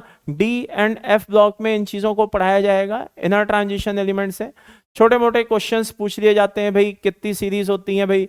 58 से लेकर के 71 तक लेंथेनाइट सीरीज होती है, हाँ या ना। इसी तरह से 90 से लेकर के और आपके 103 तक एक्टिनॉइड सीरीज होती है। क्या होती है बेटा? एक्टिनॉइड सीरीज होती है। टोटल क्या कहते हैं, इस तरह से 28 के करीब एलिमेंट्स रहते हैं, है ना। अब इनमें तरह तरह की चीजें पूछ ली जाती हैं जो आपको ब्लॉक केमिस्ट्री में ही बताई जाएंगी, तो वो ज्यादा सही रहेगा, यहां बताने का कोई सेंस नहीं है। तो इस तरह की चीजें आती हैं। तो नेक्स्ट टर्न पे जो मैं शुरुआत करूंगा बेटा, आज मैंने आपको पीरियोडिक टेबल के बारे में, अच्छा ये 2 क्वेश्चन रह गए हैं, मैं सोच रहा हूं इनको भी आज ही खत्म कर दें, और उसके बाद मैं नेक्स्ट टर्न पे पीरियोडिक प्रॉपर्टीज के बारे में डिस्कस करूंगा। आज मैंने क्वांटम नंबर और पीरियोडिक टेबल के बारे में डिस्कस किया है। अगले टर्न पे मैं पीरियोडिक प्रॉपर्टीज के बारे में डिस्कस करूंगा। जरा ध्यान से देखना, इन दो क्वेश्चंस को अभी कर लेते हैं, बाकी आराम से अगले ट्रेंड पे देखेंगे। मैंने आपको कहा था ना, ऐसे हाइपोथेटिकल क्वेश्चन भी पूछ लिए जाते हैं, फला फला एलिमेंट, फला फला पीरियड में नंबर ऑफ एलिमेंट्स बताइए। तो मान लो 9 पीरियड है, अब 9 पीरियड का मतलब है ऑड। कैसा है? ऑड। ओके, आई रिपीट, कैसा है? ऑड। तो ऑड पीरियड अगर दिया हुआ है तो नंबर ऑफ एलिमेंट्स निकालने का, फला फला पीरियड में नंबर ऑफ एलिमेंट्स निकालने का जो मेथड है वो क्या है, जरा ध्यान से देखना। n+1 whole square upon 4 into 2। ठीक है, तो कुछ बच्चे बोलेंगे सर ये 2 को पहले ही कैंसिल कर दो। नहीं, अगर हाइपोथेटिकल कंडीशन दे दी गई, बोला गया कि 9th पीरियड में टोटल नंबर ऑफ एलिमेंट्स बताइए, सपोज एक ऑर्बिटल में मैक्सिमम 3 इलेक्ट्रॉन आते हैं, तो भाई फिर यहां पे 2 नहीं 3 लिखना पड़ेगा। बोल दिया जाए 4 आते हैं, तो फिर यहां पे 2 नहीं 4 लिखना पड़ेगा। ठीक है ना, तो इसलिए जो फॉर्मूला है उसको वैसा ही रहने दीजिए, उसमें अपनी गणित मत लगाइए, सिंपल सा फॉर्मूला है। ठीक है, n क्या है? यहां पे नंबर ऑफ पीरियड्स हैं। n क्या है बेटा? नंबर ऑफ पीरियड है n। ओके, क्लियर है भाई? n क्या है? नंबर ऑफ पीरियड है। अच्छा, ये फॉर्मूला जो है ये किसके लिए है? For odd. अगर पीरियड नंबर किस में दिया हो? ऑड में। अच्छा, वहीं पे अगर इवन में दिया हो, किस में दिया हो बेटा? इवन में दिया हो, तो इवन में अगर दिया हुआ है तो यही फॉर्मूला थोड़ा सा चेंज हो जाएगा, लाइक दिस। ओके, तो ये दो फॉर्मूले मैंने आपको बता दिए हैं जो पीरियोडिक टेबल में पूछ लिए जाते हैं कि फला फला एलिमेंट्स बताइए कितने हैं, क्या हैं, लाइक दैट। ओके, तो ये हाइपोथेटिकल जो होते हैं ना, 9th 10th, हमारे तो भाई 7 तक ही हैं, 8th 9th 10th 11th 12th ऐसे किसी में भी पूछा जा सकता है, तो थोड़ा उसमें ये काम आ जाते हैं, टाइम बच जाता है, आराम से हम आंसर दे पाते हैं। ओके, तो आज के लिए बस मैं इतना ही रखूंगा। ठीक है, आपका ये क्वांटम नंबर खत्म हो गया है, प्लस आपका ये पीरियोडिक टेबल खत्म हो गया है। अगले ट्रेंड पे हम पीरियोडिक प्रॉपर्टी शुरू करेंगे, लाइक जेड इफेक्ट, आयनाइजेशन, ठीक है, इलेक्ट्रॉन एफिनिटी, इलेक्ट्रॉन नेगेटिविटी, ये सारी चीजें मैं बहुत डिटेल में आपको बता दूंगा, प्लस इनके किस तरह के क्वेश्चन आते हैं ये भी मैं आपको बता दूंगा। ओके, तो take care, bye bye, love you all, God bless you, अपना ख्याल रखिएगा और बढ़िया से तैयारी करिए। याद रखिए एडवांस को हमें फोड़ना है। ओके, चलिए।